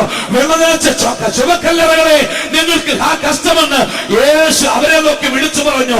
യെരൂശലേം ദേവാലയത്തിൽ പെരുന്നാളാചരിക്കാൻ വരുമ്പോൾ സാമ്പത്തിക ലാഭമുണ്ടാക്കുന്ന പുരോഹിത വർഗത്തെ ലേവിനെയും കണ്ടിട്ട് കയറുകൊണ്ടൊരു ചമ്മട്ടി ഉണ്ടാക്കി അവൻ അടിച്ചവരെ പുറത്താക്കി കളഞ്ഞു. എന്റെ ദൈവത്തിന്റെ ആലയം വാടിവശാലയാക്കരുതെന്ന് പറഞ്ഞു. ആകയാൽ യഹൂദന്റെ വടിയിൽ യേശു ഒരു ഇടർച്ചക്കല്ലായിട്ട് കിടക്കുക. ഇന്ന് അനേകരുടെ ജീവിതത്തിൽ യേശു ഇടർച്ചക്കല്ല. ആർക്കാണെന്ന് അറിയാമോ? യേശുവിൽ വിശ്വസിക്കാത്തവന് അവനൊരു ഇടർച്ചക്കല്ല. അവന്റെ വഴിയിൽ ചടങ്ങൽ പാറയാ. നീ ആ കാറയിൽ തട്ടി വീഴും. വീണാൽ നീ തകർന്നു പോകും. ആകയാൽ അത് നിന്റെ ജീവിതത്തിൽ സംഭവിക്കാതിരിക്കുവാൻ നീ ആ പാറയിൽ വിശ്വസിച്ചാട്ടെ, യേശുവിൽ വിശ്വസിച്ചാട്ടെ. യേശു ദൈവത്തിന്റെ പുത്രനെന്ന് വിശ്വസിച്ചിട്ട് അവൻ എന്റെ പാപങ്ങളുടെ മോചനത്തിന് വേണ്ടി ലോകത്തിൽ വന്നുവെന്ന് വിശ്വസിച്ചിട്ട് എന്റെ പാപങ്ങൾക്ക് വേണ്ടി മരിച്ചുവെന്നോ അവൻ അടക്കപ്പെട്ടുവെന്ന് ഉയർത്തെഴുന്നേറ്റുവെന്നോ അവൻ സ്വർഗത്തിൽ മഹിമാസനത്തിന്റെ വലതുഭാഗത്തിരിക്കുന്നുവെന്നോ യേശു വീണ്ടും വരുന്ന ദൈവപുത്രനാകുന്നുവെന്ന് നീ വിശ്വസിച്ചേറ്റു പറയാമെങ്കിൽ നിനക്ക് നീതി ലഭിക്കും. അത് നിനക്ക് ഏറ്റുപറയുവാൻ കഴിയത്തില്ലെങ്കിൽ അവൻ നിനക്ക് ഇറച്ചക്കല്ലാകുന്നു, ചടങ്ങൽ പാറയാകുന്നു. ഇന്ന് രാത്രി അത് വിശ്വസിച്ചേറ്റു പറഞ്ഞ ആ ദൈവനീതിയെ പ്രാപിച്ച ദൈവമക്കൾ ആ പാറയ്ക്കായി, ആ കല്ലിനായി കരങ്ങളുയർത്തി ഒരിക്കൽ കൂടി ഹല്ലേലൂയ പറഞ്ഞാട്ടെ. യേശു നമ്മുടെ ജീവിതത്തിൽ, യേശു യഹൂദന്മാർക്കും ശാസ്ത്രിമാർക്കും പരീശന്മാർക്കും ഇടർച്ചക്കല്ലും ചടങ്ങൽ പാറയുമായി കിടക്കുകയാണ്. സമയം കടന്നു പോകുന്നുണ്ട്, ഓടിച്ചു പോകട്ടെ. വീണ്ടും നമുക്ക് തിരുവെഴുത്തിലേക്ക് വരുമ്പോൾ കർത്താവ് യേശു ക്രിസ്തുവിനെ മറ്റൊരു വിധത്തിൽ കാണുവാൻ സാധിക്കുന്നുണ്ട്. സഖരിയ പ്രവാചകന്റെ പുസ്തകം 3-ാം അധ്യായത്തിന്റെ 9-ാം വാക്യത്തിലേക്ക് വരുമ്പോൾ അവിടെ യേശുവിനെ കാണുന്നത് കൊത്തുപണി ചെയ്യപ്പെട്ട ഒരു കല്ലായിട്ടാണ് കാണുന്നത്. സഖരിയ പ്രവാചകന്റെ പുസ്തകം 3-ാം അധ്യായം അതിന്റെ 9-ാം വാക്യം നമുക്ക് വായിച്ചു നോക്കാം. ഞാൻ യോശുവയുടെ മുമ്പിൽ വെച്ചിരിക്കുന്ന കല്ലുണ്ടല്ലോ, ഒരേ കല്ലിന്മേൽ 7 കണ്ണുമുണ്ട്. ഒരേ കല്ലിന്മേൽ 7 കണ്ണുണ്ട്. അടുത്തത്, ഞാൻ അതിന്റെ കൊത്തുപണി കൊത്തും. മതി, ഞാൻ അതിന്റെ കൊത്തുപണി കൊത്തും. യോശുവയുടെ മുമ്പിൽ വച്ചിരിക്കുന്ന കല്ല്, ആ ഒരു കല്ലിന്മേൽ 7 കണ്ണുണ്ട്. ഞാൻ അതിന് കൊത്തുപണി കൊത്തും. 7 കണ്ണുള്ള കല്ല് ഈ ചളിക്കപ്പൊട്ടിയിൽ എവിടെങ്കിലും കിട്ടുമോ? മലപ്പുറത്ത് എവിടെങ്കിലും 7 കണ്ണുള്ള കല്ല് കിട്ടുമോ? ഒരു കണ്ണുള്ള കല്ല് കിട്ടുമോ? എന്നാൽ ഇവിടെ ഒരു കല്ല്. എന്താണ് ആ കല്ലിന്റെ പ്രത്യേകത? 7 കണ്ണുള്ള കല്ല്. 7 കണ്ണ് ആർക്കാണുള്ളത്? 7 കണ്ണുള്ള കല്ല് ഏതാണ്? അതറിയണമെങ്കിൽ വെളിപ്പാട് പുസ്തകത്തിലേക്ക് നമ്മൾ പോകണം. വെളിപ്പാട് പുസ്തകം 5-ാം അധ്യായത്തിന്റെ 6-ാം വാക്യത്തിലേക്ക് വരുമ്പോൾ അവിടെ അറക്കപ്പെട്ട കുഞ്ഞാടിനെ കാണുന്നു. യോഹന്നാൻ സിംഹാസനത്തിലേക്ക് നോക്കിയപ്പോൾ 7 മുദ്രകളാൽ മുദ്രയിടപ്പെട്ട ഒരു പുസ്തകവും കയ്യിൽ പിടിച്ചുകൊണ്ട് സിംഹാസനസ്ഥനായിരിക്കുന്ന സർവശക്തനായ ദൈവത്തെ യോഹന്നാൻ കാണുന്നു. അവൻ നോക്കിയപ്പോൾ പുസ്തകം വാങ്ങുവാനോ മുദ്രകൾ പൊട്ടിക്കുവാനോ യോഗ്യനായിട്ട് ആരെയും കാണുന്നില്ല. യോഹന്നാൻ ഒരു കൊച്ചുകുട്ടിയെ പോലെ പൊട്ടിക്കരഞ്ഞു. മൂപ്പന്മാരിൽ ഒരുത്തൻ വന്ന് യോഹന്നാനോട് പറഞ്ഞു, യോഹന്നാനെ കരയണ്ട, പുസ്തകം വാങ്ങുവാനും മുദ്രകൾ പൊട്ടിക്കുവാനും യഹൂദാ ഗോത്രത്തിന്റെ സംഭവം ദാവീദിന്റെ വേരുമായവൻ ഇത് അധികാരം പ്രാപിച്ചിരിക്കുന്നു. ഇത് പറഞ്ഞിട്ട് യോഹന്നാൻ സിംഹാസനത്തിലേക്ക് നോക്കിയപ്പോൾ ഒരു കുഞ്ഞാട് അറുക്കപ്പെട്ടതുപോലെ നിൽക്കുന്നു. അവൻ ആ കുഞ്ഞാടിന്റെ മുഖത്തേക്ക് സൂക്ഷിച്ചു നോക്കി. വെളിപ്പാട് 5-ന്റെ 6-ാം വാക്യം വായിച്ചു നോക്കാം. അവിടെ വായിച്ചേ. ഞാൻ സിംഹാസനത്തിന്റെയും 4 ചെവികളുടെയും നടുവിലും മൂപ്പന്മാരുടെ മധ്യത്തിലും ഒരു കുഞ്ഞാട് അറുക്കപ്പെട്ടതുപോലെ നിൽക്കുന്നത്. ഒരു കുഞ്ഞാട് അറുക്കപ്പെട്ടതുപോലെ നിൽക്കുന്നു. അടുത്തത്, അതിന് 7 കൊമ്പും. അതിന് 7 കൊമ്പും. സർവ്വഭൂമിയിലേക്ക് അയച്ചിരിക്കുന്ന 7 ദൈവാത്മാക്കളായ 7 ദൈവാത്മാക്കളാകുന്ന 7 കണ്ണുമുണ്ട്. 7 കണ്ണുകളുമുണ്ട്. സ്തോത്രം. ഈ കുഞ്ഞാടിന് 7 കണ്ണുണ്ട്. സർവഭൂമിയിലേക്ക് അയച്ചിരിക്കുന്ന 7 ദൈവാത്മാക്കളാകുന്ന 7 കണ്ണുകൾ. സഖരിയ പ്രവാചകന്റെ പുസ്തകം 4-ാം അധ്യായം 10-ാം വാക്യത്തിലേക്ക് വരുമ്പോൾ അവിടെ നമ്മൾ ഇങ്ങനെ വായിക്കുന്നു, സർവഭൂമിയിലും മൂടാടി സഞ്ചരിക്കുന്ന യഹോവയുടെ ഈ 7 കണ്ണുകൾ സെരുബാബേലിന്റെ കയ്യിലുള്ള തൂക്കുകെട്ട കണ്ട് സന്തോഷിക്കുന്നു. ദൈവത്തിന് എത്ര കണ്ണുണ്ട്? ദൈവത്തിന് 1-2 കണ്ണൊന്നും അല്ല ഉള്ളത്. ദൈവത്തിന് 7 കണ്ണുണ്ട്. ദൈവത്തിന് 7 കണ്ണുണ്ടെന്ന് വെച്ചാൽ എന്തിനർത്ഥം? 7 കണ്ണെന്ന് വെച്ചാൽ 7 പൂർണ്ണതയെ കാണിക്കുകയാണ്. ദൈവത്തിന്റെ കണ്ണ് എല്ലായിടത്തുമുണ്ട്. സദൃശവാക്യം 15:3 അവിടെ നമ്മൾ വായിക്കുന്നു, ദൈവത്തിന്റെ കണ്ണ് എല്ലായിടത്തുമുണ്ട്. ഈ ചടിക്കപ്പൊട്ടിയിൽ ക്യാമ്പ് നടക്കുമ്പോൾ ഇവിടെ ദൈവത്തിന്റെ കണ്ണുണ്ട്. ഇവിടെ അപ്പുറത്തോട്ട് മാറി പത്തനംതിട്ടയിൽ ഒരു മീറ്റിംഗ് നടക്കുന്നു, അവിടെ ദൈവത്തിന്റെ കണ്ണുണ്ട്. അതിനപ്പുറത്തോട്ട് മാറി പുയപ്പള്ളിയിൽ ഒരു മീറ്റിംഗ് നടക്കുന്നു, അവിടെയും ദൈവത്തിന്റെ കണ്ണുണ്ട്. അങ്ങ് കാശ്മീരിൽ ഒരു മീറ്റിംഗ് നടക്കുന്നു, അവിടെയും ദൈവത്തിന്റെ കണ്ണുണ്ട്. ആഫ്രിക്കൻ ഭൂഖണ്ഡത്തിൽ മീറ്റിംഗ് നടക്കുന്നു, അവിടെയും ദൈവത്തിന്റെ കണ്ണുണ്ട്.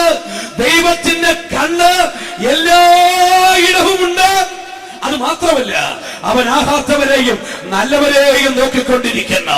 ദൈവത്തിന്റെ കണ്ണുകൊണ്ട് ഇവിടെ ഇരിക്കുന്ന സകല പുള്ളികളെ നോക്കിക്കൊണ്ടിരിക്കുക. കൊള്ളാവുന്നവരെ നോക്കുന്നുണ്ട്, കൊള്ളരുതാത്തവരെയും നോക്കുന്നുണ്ട്. സദൃശവാക്യങ്ങളുടെ പുസ്തകം 5-ാം അധ്യായത്തിന്റെ 21-ാം വാക്യത്തിലേക്ക് വരുമ്പോൾ അവിടെ നമ്മൾ ഇപ്രകാരം വായിക്കുന്നു, മനുഷ്യന്റെ വഴികളിൽ മേൽ യഹോവയുടെ ദൃഷ്ടി ഇരിക്കുന്നു, അവന്റെ നടപ്പൊക്കെയും അവർ തൂക്കി നോക്കിക്കൊണ്ടേയിരിക്കുകയാണ്. ഈ ലോകത്തിലുള്ള ഏതാണ്ട് 600 കോടിയിലധികം ജനങ്ങളുടെ മേലും ദൈവത്തിന്റെ കണ്ണുണ്ട്. തമ്പുരാന്റെ കണ്ണിനെ വെട്ടി ചെങ്ങുമ്പോൾ സാധിക്കത്തില്ല. ഒരിക്കൽ ദാവീദ് ഇപ്രകാരം പാടി, കർത്താവേ, നിന്റെ ആത്മാവിനെ ഒളിച്ച് ഞാൻ എവിടെ പോകും? തിരുസന്നിധി വിട്ട് എവിടെ ഞാൻ ഓടിപ്പോകും? ഞാൻ സ്വർഗത്തിൽ കയറിയാൽ നീ അവിടെയുണ്ട്, പാതാളത്തിൽ കിടക്ക വിരിച്ചാൽ അവിടെയുണ്ട്, ഉഷസ്സിൽ ചിറകു ധരിച്ച് സമുദ്രത്തിന്റെ അറ്റത്ത് പോയി പാർത്താൽ അവിടെയും നിന്റെ കണ്ണ് എന്നെ കാണുന്നുണ്ട്. ദൈവത്തിന്റെ കണ്ണ് എല്ലായിടമുണ്ട്. സദൃശവാക്യം 15:11 പാതാളത്തിലും നരകത്തിലും ദൈവത്തിന്റെ ദൃഷ്ടിയുണ്ട്. എങ്കിൽ മനുഷ്യന്റെ ഹൃദയങ്ങളെ എത്രയധികം എന്ന് ചോദിക്കുന്നു. ആമോസ് 9:8 അവിടെ പറയുന്നു, പാപമുള്ള രാഷ്ട്രത്തിന്റെ മേൽ ദൈവത്തിന്റെ കണ്ണുണ്ട്. പലരും ചോദിക്കുക, തമ്പുരാനിതൊന്നും കാണുന്നില്ലേ? ലോകത്തിൽ നടക്കുന്ന അഴിമതി കാണുമ്പോൾ, അക്രമങ്ങൾ കാണുമ്പോൾ, അനീതി കാണുമ്പോൾ ചോദിക്കും, ഇതൊന്നും ദൈവം തമ്പുരാൻ കാണുന്നില്ലേ? കാണുന്നുണ്ട്, എല്ലാം കാണുന്നുണ്ട്. നിന്നെ കാണുന്നുണ്ട്, എന്നെ കാണുന്നുണ്ട്, നമ്മുടെ ഹൃദയങ്ങളെയും കാണുന്നുണ്ട്. അവൻ പാതാളത്തെയും കാണുന്നുണ്ട്, നരകത്തെയും കാണുന്നുണ്ട്, അവൻ സകലത്തെയും കാണുന്നുണ്ട്. ദുഷ്ടന്മാരെ കാണുന്നു, നല്ലവരെ കാണുന്നു, പാപമുള്ള രാഷ്ട്രങ്ങളെ കാണുന്നു. ദൈവത്തിന്റെ കണ്ണ് എല്ലായിടത്തുമുണ്ട്. കാരണം ദൈവത്തിന് 7 കണ്ണുണ്ട്. ഈ കണ്ണുകൊണ്ട് അവൻ എല്ലാവരെയും നോക്കുക മാത്രമല്ല, 2 ദിനവൃത്താന്തം 16:9 നമ്മൾ ഇങ്ങനെ വായിക്കുന്നു, തങ്ങൾ ഏകാഗ്രചിത്തന്മാരായിരിക്കുന്നവർക്ക് വേണ്ടി തന്നെത്താൻ ബലവാനെന്ന് കാണിക്കുവാൻ ദൈവത്തിന്റെ കണ്ണ് ഭൂമിയിലൊക്കെയും ഇങ്ങനെ ഊടാടിക്കൊണ്ടിരിക്കുക. എവിടെ എന്റെ ഭക്തന്മാരുണ്ട്? എവിടെ എന്റെ ഭക്തന്മാരുണ്ട്? ഈ മലപ്പുറത്തിന്റെ ഭക്തന്മാരുണ്ടോ? കോഴിക്കോടിന്റെ ഭക്തന്മാരുണ്ടോ?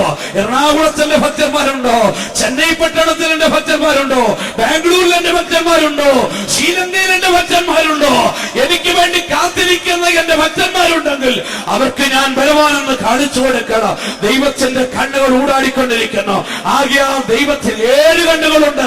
അത് വിശ്വസിക്കുന്ന ദൈവമക്കൾ ദൈവത്തിന്റെ കണ്ണുകൾക്കായി കരങ്ങളെ എത്തി ഒരിക്കൽ കൂടി മുന്നേറ്റെ. 7 കണ്ണുകളുള്ള നമ്മുടെ കർത്താവിന് സ്തോത്രം. 7 കണ്ണുകളുള്ള ഈ കല്ലിനെ ദൈവം തമ്പുരാൻ ഇനി ഒരു പണി ചെയ്യാൻ പോവാ. ഇതുവരെ അവൻ തള്ളപ്പെട്ട കല്ലായിരുന്നു, ഇതുവരെ അവൻ അടിക്കപ്പെട്ട പാറയായിരുന്നു, ഇതുവരെ അവൻ ഇടച്ചക്കല്ലും ചടങ്ങൽ പാറയുമായിരുന്നു. എന്നാൽ ഇപ്പോൾ അവൻ അങ്ങനെയല്ല. ഇപ്പോൾ ആ കല്ലിനെ തമ്പുരാനെടുത്ത് കൊത്തുപണി ചെയ്തിരിക്കുക. അവന് കൊത്തുപണി ചെയ്തിരിക്കുന്ന കല്ല്. എന്താ കൊത്തുപണി ചെയ്ത കല്ലെന്ന് അർത്ഥം? സ്തോത്രം. നിങ്ങളുടെ വീട്ടില് ഒരു കൊത്തുപണി ചെയ്ത കല്ലുണ്ടെന്ന് ഇരിക്കട്ടെ. ഒരു കല്ല് മനോഹരമായിട്ട് ഒരു ശില്പിയെ വിളിച്ചു വരുത്തി മനോഹരമായി കൊത്തുപണി ചെയ്തിട്ടുണ്ടെങ്കിൽ ഒരിക്കലും ആ കല്ല് നിങ്ങളുടെ വീടിന്റെ ഏറ്റവും പുറകുവശത്ത് കൊണ്ട് വയ്ക്കത്തില്ല. ആ കല്ല് നിങ്ങളുടെ വീട്ടിലെ വേസ്റ്റുകൾ വാരിയിടുന്നിടത്ത് ഒരിക്കലും കൊണ്ടുവെക്കത്തില്ല. സ്തോത്രം. മറിച്ച് നിങ്ങൾ ആ കല്ലെടുത്ത്, ഇത് കൊത്തുപണി ചെയ്ത കല്ലാണ്, 4 പേര് കാണട്ടെന്നും പറഞ്ഞ് വീടിന്റെ പ്രധാന സ്ഥലത്ത് 4 പേര് ഇങ്ങോട്ട് വരുമ്പോൾ ഒന്നാമത് കാണണമെന്നും പറഞ്ഞ് ആ കല്ല് 4 പേര് കാണിക്കത്തക്കവണ്ണം അങ്ങോട്ട് വെക്കും. കാരണം ഈ കല്ല് സാധാരണ കല്ലല്ല, ഇത് അലങ്കരിക്കപ്പെട്ട കല്ല, ഇത് കൊത്തുപണി ചെയ്യപ്പെട്ട കല്ലായിരിക്കുന്നു.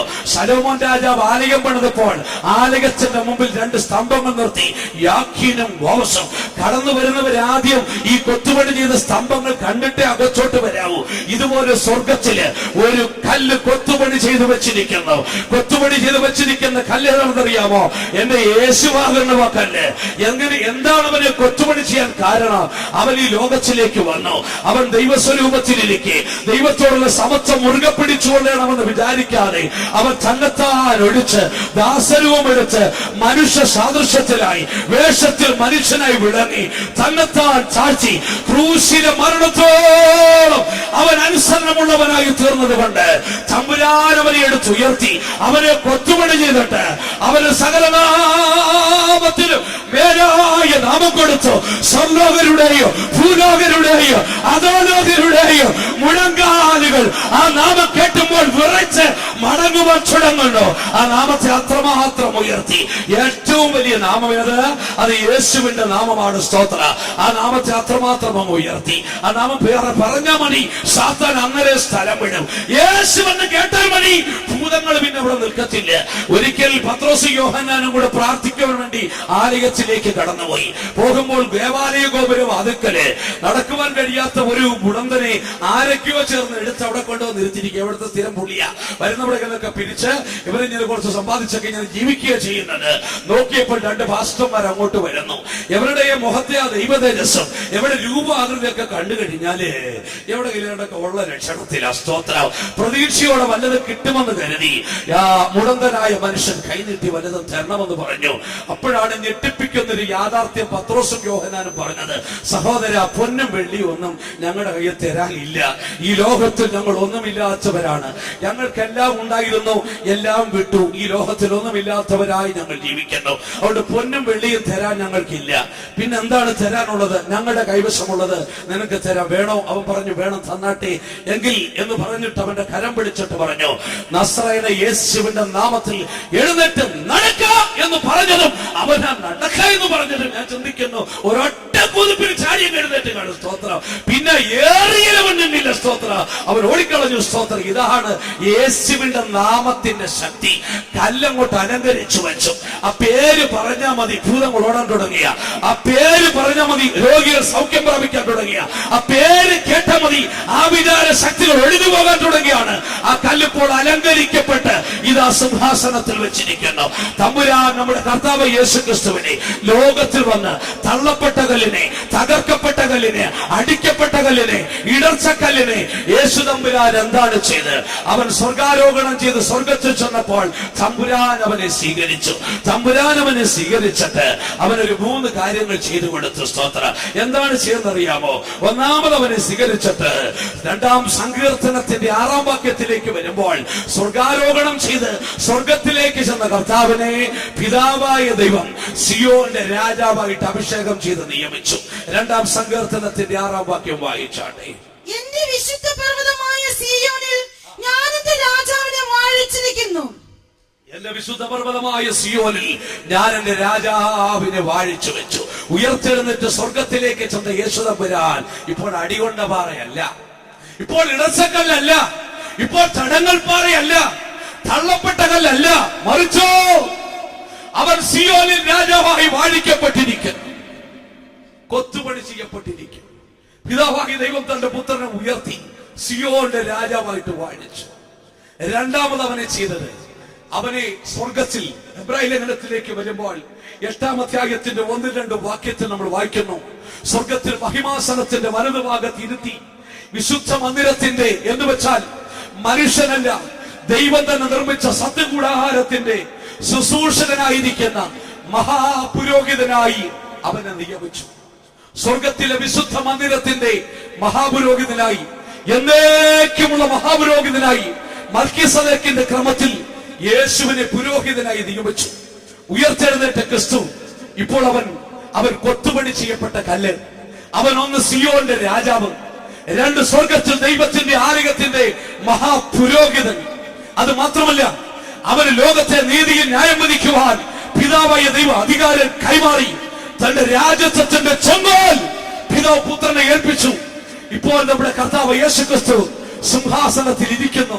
ലോകത്തെ വിധിക്കുവാൻ അധികാരം പ്രാപിച്ചവനായി അവൻ മഹാപുരോഹിതനായി ദൈവത്തിന്റെ ആലയത്തിൽ ശുശ്രൂഷ ചെയ്യുന്നു. മഹിമാസനത്തിന്റെ വലതുഭാഗത്ത് നമ്മുടെ കർത്താവ് യേശു ക്രിസ്തു ഇരിക്കുന്നു. ഇപ്പോൾ അവൻ ഏത് കല്ലാണ്? അവൻ കൊത്തുപണി ചെയ്യപ്പെട്ട കല്ല്, അലങ്കരിക്കപ്പെട്ട കല്ല്.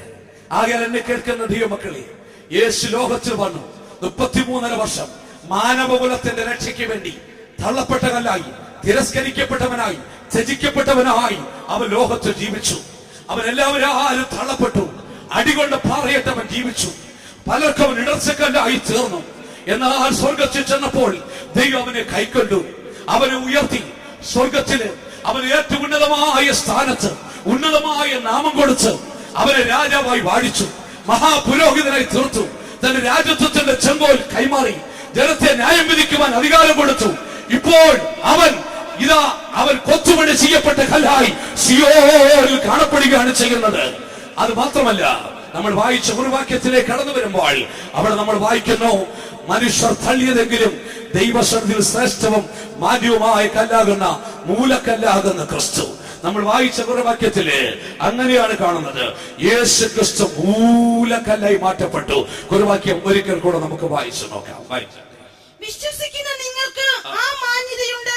വിശ്വസിക്കാത്തവർക്കോ വീട് പണിയുന്നവർ തള്ളിക്കളഞ്ഞ കല്ല് തന്നെ മൂലക്കല്ലും. യേശു ക്രിസ്തു മൂലക്കല്ലായി തീർന്നിരിക്കുന്നു. അതാണ് അപ്പോസ്തല പ്രവൃത്തി 4-ാം അധ്യായത്തിന്റെ 11-ാം വാക്യത്തില് കുറച്ചുകൂടെ മനോഹരമായി പറയുന്നുണ്ട്. വീട് പണിയുന്നവർ തള്ളിക്കളഞ്ഞിട്ട് കോണിന്റെ മൂലക്കൽ. അങ്ങനെ പറയും, കോണിന്റെ മൂലക്കൽ. ആ വാക്യം ഒന്ന് വായിച്ചു നോക്കിയാൽ, വീട് പണിയുന്നവരായ നിങ്ങൾ തള്ളിക്കളഞ്ഞിട്ട് കോണിന്റെ മൂലക്കൽ. എന്താ കോണിന്റെ മൂലക്കൽ എന്ന് വെച്ചാൽ പറഞ്ഞുതരാം. ന്യായപ്രമാണം മനുഷ്യനെ 2 തട്ടിൽ നിർത്തി. മനുഷ്യനെ 2ആയിട്ട് ന്യായപ്രമാണം വിഭജിച്ചു. ഒന്ന് യഹൂദൻ, മറ്റൊന്ന് യവനൻ. ഒന്ന് യഹൂദൻ, മറ്റൊന്ന് ജാതി. ഒന്ന് പരിച്ഛേദനക്കാരൻ, മറ്റൊന്ന് അഗ്രചർമ്മി. ന്യായപ്രമാണം മനുഷ്യനെ 2 തട്ടിൽ നിർത്തി.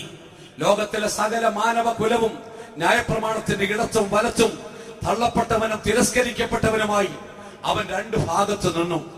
എന്നാൽ യേശു ക്രിസ്തു ദൈവത്തിന്റെ പുത്രൻ ഇതാ മൂലക്കല്ലായി തീർന്നപ്പോൾ ഇരുഭാഗവും അവനിൽ ഒന്നായി ചേരുവാനിടയായി തീർന്നു. ക്രിസ്തുവിൽ സകലരും ഒന്നായി തീർന്നു. ആ മൂലക്കല്ലിൽ സമസ്ത മാനവകുലവും ഒന്നാക്കി ചേർക്കപ്പെട്ടിരിക്കുന്നു. യഹൂദനെന്നില്ല, യവനെന്നില്ല, ദാസനെന്നില്ല, സ്വതന്ത്രനെന്നില്ല, ആണെന്നില്ല, പെണ്ണെന്നില്ല, മലയാളിയെന്നില്ല, തമിഴ്നാട്ടുകാരനെന്നില്ല, വെള്ളക്കാരനെന്നില്ല, നീഗ്രഹമെന്നില്ല, ക്രൈസ്തവനെന്നില്ല, അക്രൈസ്തവനെന്നില്ല. വിശ്വസിക്കുന്ന ഏവരും ആ മൂലക്കല്ലിൽ ഒന്നാക്കി തീർത്തിരിക്കുന്നു. ഇനി യാതൊരു വ്യത്യാസവുമില്ല. ന്യായപ്രമാണം മനുഷ്യനെ 2 തട്ടിൽ തിരിച്ച് വലിയവനും ചെറിയവനുമായി മാറ്റി നിർത്തിയപ്പോൾ യേശുവാകേണ്ട മൂലക്കല്ല് മാനവകുലത്തെ ഒന്നാക്കി തീർത്തു. അതാ റോമാലേഖനം 10:12 നമ്മൾ വായിക്കുന്നു. യഹൂദനും യവനെന്ന് വ്യത്യാസമില്ല, എല്ലാവർക്കും കർത്താവ് ഒരുവൻ തന്നെ. എല്ലാവർക്കും കർത്താവ് ഒരുവൻ തന്നെ. ക്രിസ്തുവിൽ സകലരും ഒന്നായി തീർന്നിരിക്കുന്നു.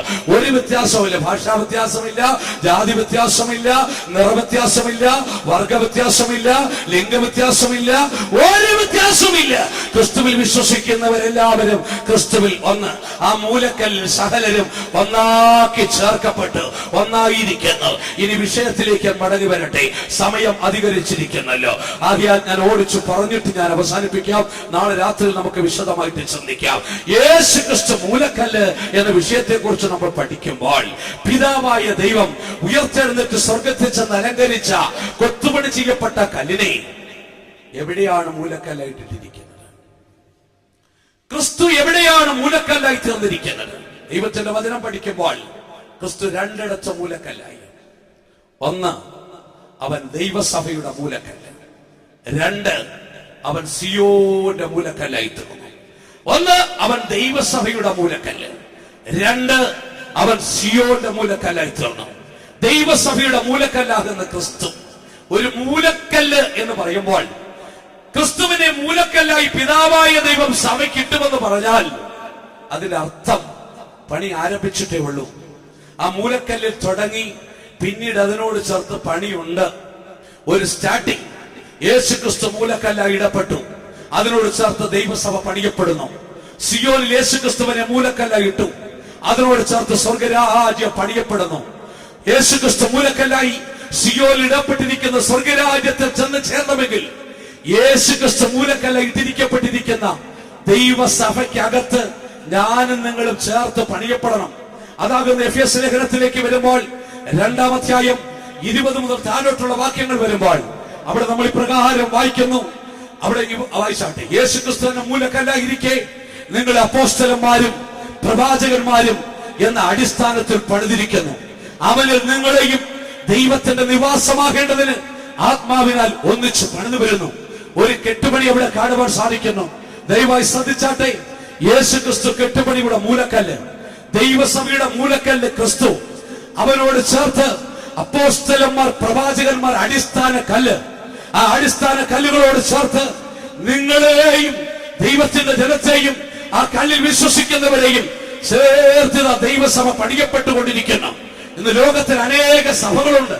10,000-കണക്കിന് ക്രിസ്തീയ സഭകൾ ഇന്ന് ലോകത്ത് കാണുവാൻ സാധിക്കും. 1982 വേൾഡ് ക്രിസ്ത്യൻ എൻസൈക്ലോപീഡിയ കണക്കനുസരിച്ച് 22,000 ക്രിസ്തീയ വിഭാഗങ്ങൾ ഉണ്ടായിരുന്നു. 2 ആഴ്ച മുമ്പ് പെന്തക്കോസ്ത് മാസികയ്ക്കകത്ത് വാർത്ത വന്നു. ചെന്നൈ പട്ടണത്തില് പെന്തക്കോസ്തുകാരുടെ എണ്ണം പെരുകുന്നു. 40,000-ത്തിലധികം പെന്തക്കോസ്ത് വിഭാഗങ്ങൾ ചെന്നൈ പട്ടണത്തിൽ തന്നെ കാണപ്പെടുന്നുണ്ട്.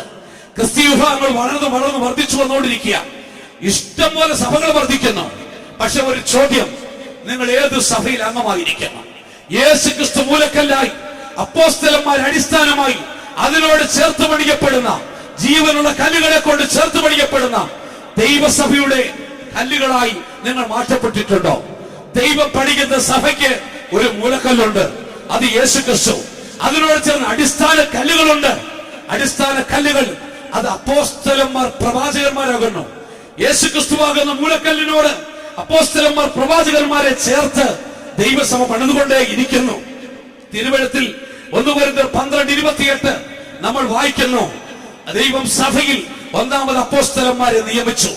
ദൈവം സഭയിൽ അപ്പോസ്തലന്മാരെയും പ്രവാചകന്മാരെയും ഉൾപ്പെടെയുള്ള ഉദ്യോഗസ്ഥന്മാരെ നിയമിച്ചു. അവർ ദൈവസഭയുടെ അടിസ്ഥാനം. എന്തിന് അവർ ദൈവസഭയുടെ അടിസ്ഥാനമായി കാണപ്പെടണം? അവർക്കൊരു ഭാരിച്ച ഉത്തരവാദിത്വമുണ്ട്. എന്താണ് അവരുടെ ഉത്തരവാദിത്വം? 1 കൊലോസ്യ ലേഖനം 3:28 വിശുദ്ധ പൗലോസ് പറയുന്നു, അവനെ ഞങ്ങൾ അറിയിക്കുന്നതിൽ ഏത് മനുഷ്യനെയും ക്രിസ്തുവിൽ തികഞ്ഞവനാക്കി നിർത്തണം. അപ്പോസ്തലന്മാരെ പിൻഗമിക്കുന്ന ജനത്തെ ഒരുക്കി കർത്താവിന്റെ മുൻപിൽ കൊണ്ടുചെന്ന് നിർത്തുക. ഈ ഉത്തരവാദിത്വം അപ്പോസ്തലന്മാർക്കുണ്ട്. ആകെ അപ്പോസ്തോലിക അടിസ്ഥാനത്തിൽ ദൈവസഭ പണിയപ്പെടണം. എന്താണ് അപ്പോസ്തോലിക അടിസ്ഥാനത്തിന്റെ പ്രത്യേകത? തിരുവെടുത്ത് പഠിക്കുമ്പോൾ നമുക്ക് കാണുവാൻ സാധിക്കുന്നു. ദൈവരാജ്യത്തിന്റെ മർമ്മങ്ങൾ അറിയുവാൻ അവർക്കാണ് വര ലഭിച്ചിരിക്കുന്നത്. ആദിമ നൂറ്റാണ്ടിലെ ദൈവത്തിന്റെ സഭ അപ്പോസ്തോലിക അടിസ്ഥാനത്തിൽ പണിയപ്പെട്ടിരിക്കുന്നു. ഒരിക്കൽ കർത്താവ് യേശു ക്രിസ്തുവിനോട് ശിഷ്യന്മാർ ചോദിച്ചു, ഗുരു, നീ എന്ത് ഉപമകളായിട്ട് അവരോട് സംസാരിക്കുന്നു? യേശു പറഞ്ഞു, ദൈവരാജ്യത്തിന്റെ മർമ്മങ്ങൾ അറിയുവാൻ നിങ്ങൾക്ക് വര ലഭിച്ചിരിക്കുന്നു. അവർക്കത് ലഭിച്ചിട്ടില്ല. എഫെസ്യർ 3:5 വിശുദ്ധ അപ്പോസ്തലന്മാർക്കും പ്രവാചകന്മാർക്കും ആത്മാവിനാൽ ഈ കാലത്ത് അത് വെളിപ്പെട്ടു വന്നതുപോലെ പൂർവ്വകാലങ്ങളിൽ ഇതൊന്നും വെളിപ്പെട്ടു വന്നിരുന്നില്ല. ദൈവരാജ്യത്തിന്റെ മർമ്മങ്ങൾ വിശുദ്ധ അപ്പോസ്തലന്മാർക്ക് വെളിപ്പെടുത്തി കൊടുത്തിരിക്കുന്നു. ആകെ രാത്രിക്കാലം ഞങ്ങളെ കേൾക്കുന്ന പ്രിയപ്പെട്ട സഹോദര സഹോദരി, നീ ഏത് സഭയിൽ അംഗമായിരിക്കുന്നു? ദൈവം കെട്ടിപ്പണിക്കുന്ന ക്രിസ്തേശു മൂലക്കല്ലായിരിക്കുന്ന അപ്പോസ്തലന്മാർ അടിസ്ഥാനമായിരിക്കുന്ന ദൈവസഭയുടെ ഒരു കല്ലായി നീ തീർക്കപ്പെട്ടിട്ടുണ്ടോ? ഒരുപക്ഷെ നിന്റെ സഭയിൽ രോഗശാന്തി നടത്തുന്നവർ കണ്ടേക്കാം, ഭൂതങ്ങളെ പുറത്താക്കുന്നവർ കണ്ടേക്കാം, അത്ഭുതങ്ങളെ നടത്തുന്നവർ കണ്ടേക്കാം, ആഭിചാരം ഒഴിപ്പിക്കുന്നവർ കണ്ടേക്കാം. പക്ഷെ ഒരു ചോദ്യം ചോദിക്കട്ടെ, ദൈവരാജ്യത്തിന്റെ മർമ്മങ്ങളെ അറിയുവാൻ അവർക്ക് വര ലഭിച്ചിട്ടുണ്ടോ? അത് നീ ആദ്യമായി ശോധന നോക്കിയാട്ടെ. അത് വിശുദ്ധ അപ്പോസ്തലന്മാർക്ക് ലഭിച്ചിട്ടുള്ളൂ. ആ അടിസ്ഥാനത്തിന്മേൽ നിങ്ങൾ പണിയപ്പെടണം. ആരെയാണ് അതിനോട് ചേർത്ത് പണിയുന്നത്? വിശുദ്ധ പത്രോസ് ഇപ്രകാരം തന്നെ ലേഖനത്തിൽ എഴുതി വെച്ചു. 1 പത്രോസ് 2:4-5 വാക്യങ്ങൾ, മനുഷ്യർ തള്ളിയതെങ്കിലും ദൈവസ്വ ശ്രേഷ്ഠവും മാന്യവും മൂലക്കല്ലാകുന്ന അവന്റെ അടുക്കൽ ചെന്നിട്ട് നിങ്ങളും ജീവനുള്ള കല്ലുകളെന്ന പോലെ അവരോട് ചേർത്ത് വെച്ച് പണിയുന്നു. ആകയാൽ ദൈവസഭയുടെ കെട്ടുപണിക്ക് ഉപയോഗിക്കുന്ന കല്ലുകൾ എങ്ങനെയുള്ള കല്ല്? ചത്ത കല്ലുകളെ ചേർത്ത് വെച്ച് ഒരിക്കലും പണിയത്തില്ല. ജീവനുള്ള കല്ലുകളെ ചേർത്ത് വെച്ച് ദൈവത്തിന്റെ സഭ പണിയും.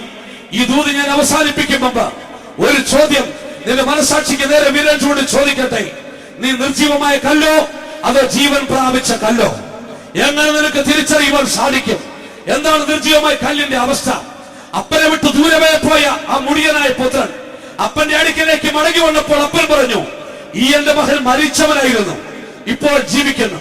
നീ ജീവനുള്ള ദൈവത്തെ തള്ളിക്കളഞ്ഞിട്ട് സ്വന്തം വഴികളിൽ പാപത്തിലും ജീവിക്കുന്നവരാണെങ്കിൽ നീ മരിച്ച കല്ലാകുന്നുവെന്ന് ദൈവത്തിന്റെ വചനം പറയുന്നു.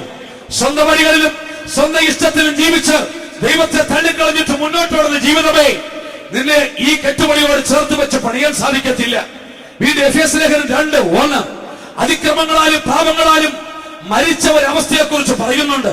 ലോകത്തിൽ അതിക്രമങ്ങൾ അകൃത്യങ്ങൾ ചെയ്ത് പാപങ്ങൾ ചെയ്ത് മദ്യപിച്ച് പുകവലിച്ച് മറ്റു ദുഷ്പ്രവൃത്തികൾ ചെയ്ത് തിന്മകൾ പ്രവർത്തിച്ച് ഈ ലോകത്തിൽ ക്രിസ്ത്യാനിയായിട്ട് നീ ജീവിക്കുന്നുണ്ടായിരിക്കാം. ഒരുപക്ഷെ ഏതെങ്കിലും പെന്തക്കോസ്ത് സഭയുടെ അംഗവുമായിരിക്കാം. പക്ഷെ ജീവനുള്ള ഒരു കല്ല് നീ ആയിത്തീർന്നിട്ടില്ല. നീ ഒരു മരിച്ച കല്ല് തന്നെ. അങ്ങനെയെങ്കിൽ ഒരിക്കൽ പോലും ദൈവസഭയിൽ നിന്നെ ചേർത്ത് പണിയപ്പെട്ടിട്ടില്ല. വീണ്ടും നമുക്ക് മരിച്ച കല്ലിനെ എങ്ങനെ അറിയാം? റോമർ 8:13 ജഡത്തെ അനുസരിച്ച് നടന്നാൽ നീ മരിച്ചവനാകുന്നു. അതുകൊണ്ടാകുന്നു വിശുദ്ധ പൗലോസ് പറഞ്ഞത്, കാമുകിയായവളോ ജീവിച്ചിരിക്കയിൽ തന്നെ ചത്തവൾ, സുഖഭോഗിനിയായവളോ ജീവിച്ചിരിക്കയിൽ തന്നെ ചത്തവൾ. ജഡത്തിന്റെ ഇഷ്ടം പ്രവർത്തിച്ചുകൊണ്ട് ജഡത്തിന്റെ താല്പര്യങ്ങൾക്ക് ഏറ്റ വിധത്തിൽ നിന്റെ ജീവിതത്തെ നീ മുന്നോട്ട് നയിക്കുന്നെങ്കിൽ നീ ചത്ത കല്ലാകുന്നു, നിർജീവമായ കല്ലാകുന്നു. വീണ്ടും തിരുവഴുത്തിലേക്ക് വരുമ്പോൾ സഹോദരനെ സ്നേഹിക്കാത്തവൻ മരണത്തിൽ വസിക്കുന്നു. സ്വന്തം സഹോദരനെ ജീവൻ കൊടുത്ത് സ്നേഹിക്കുവാൻ കഴിയുന്നില്ലെങ്കിൽ നീ നിർജീവമായ കല്ലാണ്. ഇന്ന് രാത്രി നീ ചിന്തിച്ചാട്ടെ, യഥാർത്ഥമായ ദൈവസ്നേഹം നിന്റെ ജീവിതത്തിൽ ഉണ്ടോ? അതോ നീ നിർജീവമായ കല്ലോ? ജഡത്തിന്റെ ഇഷ്ടത്തിന് ഏറ്റുവെച്ച് ജീവിച്ചുകൊണ്ട് നിർജീവമായ കല്ലാണോ? ജഡത്തിന് മനോവികാരങ്ങൾക്കും ഇഷ്ടമുള്ള ചെയ്തുകൊണ്ട് അകൃത്യത്തിലും പാപത്തിലും ജീവിക്കുന്ന ഒരു നിർജീവമായ കല്ലോ? അതോ അപ്പനായ ദൈവത്തെ തള്ളിക്കളഞ്ഞിട്ട് സ്വന്തം വഴികളിലൂടെ ജീവിക്കുന്ന നിർജീവമായ കല്ലോ? ആ നിലവാരത്തിൽ നിന്നെ ഈ കെട്ടുപണിയിൽ ഉൾപ്പെടുത്തുവാൻ കഴിയത്തില്ല. നിനക്ക് ജീവൻ പ്രാപിച്ചേ മതിയാവത്തുള്ളൂ. അതിനെന്താണ് വഴി? ഒരൊറ്റ വഴിയുള്ളൂ. ജീവനുള്ള കല്ലാകുന്ന യേശുവിന്റെ അടുക്കിലേക്ക് വരിക. നിങ്ങൾ അവന്റെ അടുക്കിലേക്ക് വരുമ്പോൾ അവനിൽ നിന്ന് ജീവൻ നിങ്ങളുടെ അടുക്കിലേക്ക് വരുവാനിടയായി തീരും. ഇന്ന് രാത്രി നമ്മുടെ കണ്ണുകളെ മൂടാം.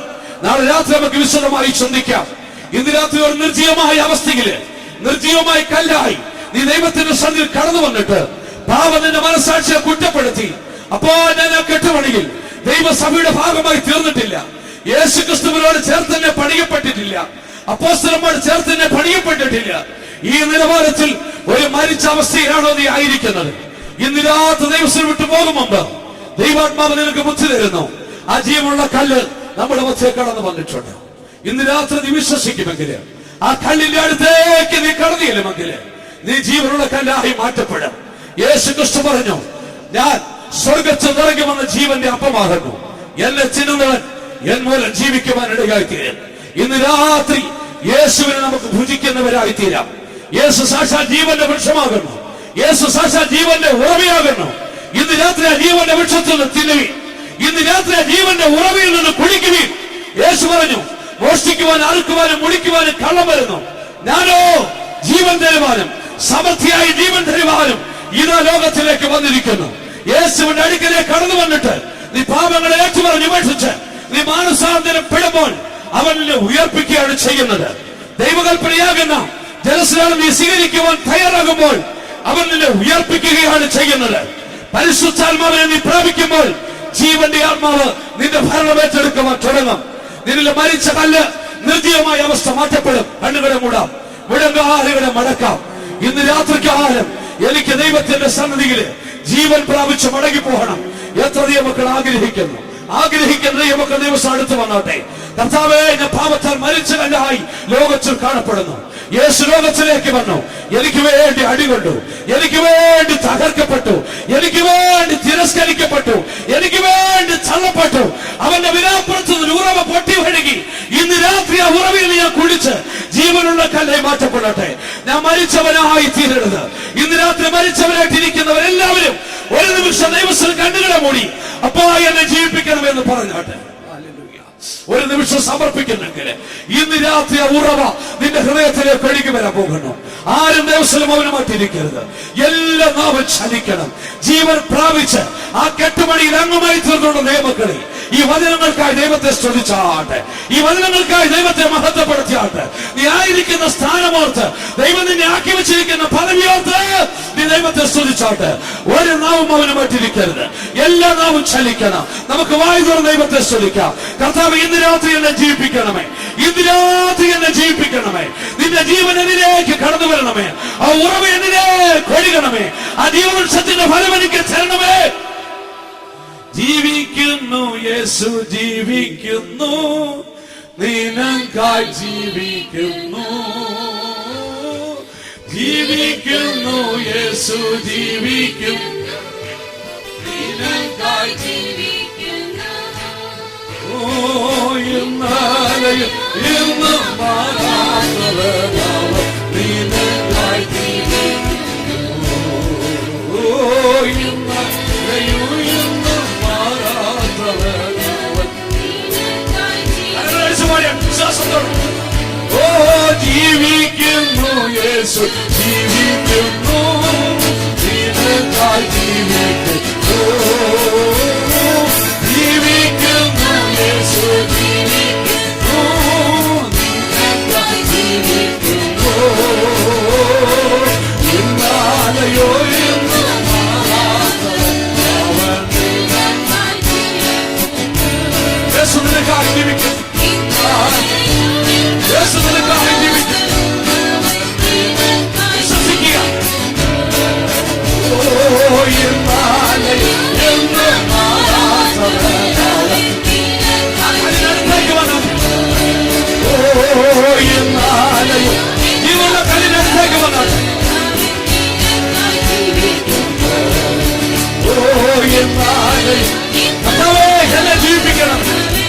കർത്താവേ എന്നെ ജീവിപ്പിക്കണം. എന്നെ ജീവിപ്പിക്കണം. എന്നെ സൗഖ്യമാക്കണം. ഒരു പുതിയ അഭിഷേകം എനിക്ക് തരണം. ഒരു പുതിയ ബലം എനിക്ക് തരണമേ. ഒരു പുതിയ ശക്തി എനിക്ക് തരണമേ. ആ മൂലക്കല്ലോട് ചേർത്ത് പണിയണമേ. അടിസ്ഥാനത്തോട് ചേർത്ത് പണിയണമേ. ഞാൻ നിന്റെ അടുക്കലേക്ക് വരുന്നതാവേ. യേശു ജീവിക്കുന്നു, വിശ്വസിക്കുന്നു.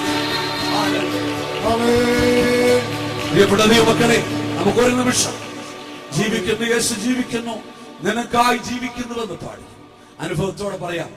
എനിക്കായി ജീവിക്കുന്നു. എത്ര ദൈവമക്കൾക്ക് അനുഭവത്തോടെ എന്റെ യേശു എനിക്ക് വേണ്ടി ജീവിക്കുന്നു പറയാൻ കഴിയുമെങ്കിൽ, ഇന്നലെ ഇന്നും മാറാത്ത യേശു, കഴിഞ്ഞ കാലങ്ങളിൽ എന്നെ പുലർത്തിയ യേശു, എനിക്ക് സൗഖ്യം തന്ന യേശു, എന്നെ നടത്തിയ യേശു, എന്നെ വിടുവിച്ച യേശു ഇന്ന് ജീവിക്കുന്നുവെങ്കിൽ നമുക്ക് കരങ്ങളടിച്ച് ഒരിക്കൽ കൂടെ ആ പാട്ട് ഇങ്ങനെ പാടാം. ജീവിക്കുന്നു യേശു ജീവിക്കുന്നു, എനിക്കായി ജീവിക്കുന്നു. ജീവിക്കുന്നു യേശു ജീവിക്കുന്നു, എനിക്കായി ജീവിക്കുന്നു. ഇന്നലെയോ എന്നും മാറാത്തവൻ അവൻ എനിക്കായി ജീവിക്കുന്നു. ഓ ഇന്നലെയോ എന്നും മാറാത്തവൻ അവൻ എനിക്കായി ജീവിക്കുന്നു.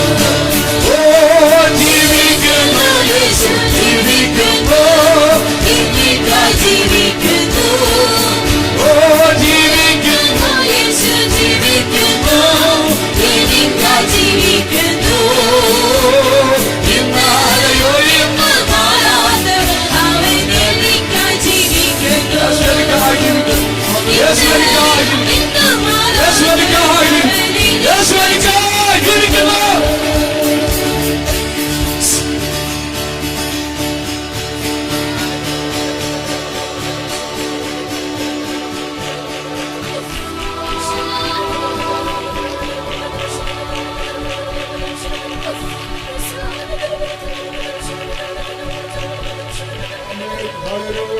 Hallelujah, hallelujah, hallelujah, hallelujah. Amen, hallelujah. പ്രിയ ദൈവജനമേ, ഈ രാത്രികാലം നമ്മുടെ കർത്താവ് നമ്മുടെ നടുവിൽ കടന്നു വന്ന് വളരെ ഹൃദ്യമായി നമ്മളോട് സംസാരിച്ചുകൊണ്ടിരുന്നു. നമ്മുടെ കർത്താവ് തള്ളപ്പെട്ടവൻ. അവൻ എന്തിനായി തള്ളപ്പെട്ടു? ആർക്കായി തള്ളപ്പെട്ടു? നാം അംഗീകരിക്കപ്പെടുവാനായി അവൻ തള്ളപ്പെട്ടു. അതേ, നാം ഇന്ന് അംഗീകരിക്കപ്പെട്ടവരായി ദൈവസന്നിധിയിൽ കാണപ്പെടുന്നത് അവൻ തള്ളപ്പെട്ടത് കൊണ്ടാണ്.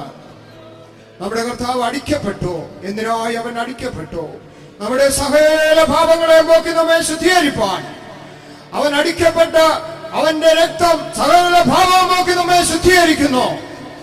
എല്ലാറ്റിനും ഉപരിയായി അവൻ തിരുസഭയുടെ സിയോന്റെ മൂലക്കല്ലായി, അംഗീകരിക്കപ്പെട്ട കല്ലായി നാമും എന്നേക്കുമായി അംഗീകരിക്കപ്പെട്ടിരിക്കുന്നു. അവന്റെ അടുക്കൽ വന്ന് ജീവനുള്ള കല്ലുമായി തീർന്നിരിക്കുന്നു.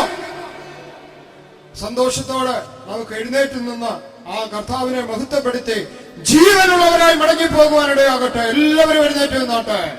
ഹല്ലേലൂയ. ജീവിക്കുന്നു യേശു ജീവിക്കുന്നു. അതെ, എല്ലാവരും ചേർന്ന് പറയാം. ജീവിക്കുന്നു യേശു ജീവിക്കുന്നു, എനിക്കായി ജീവിക്കുന്നു. ഇന്നലെയും മാറാത്തവനവൻ എനിക്കായി ജീവിക്കുന്നു. ജീവൻ പ്രാപിച്ചവരായിരുന്നു, ചൈതന്യമുള്ളവരായി പോകുക. ഹല്ലേലൂയ. ജീവൻ, ജീവൻ, സ്വർഗീയ ജീവൻ.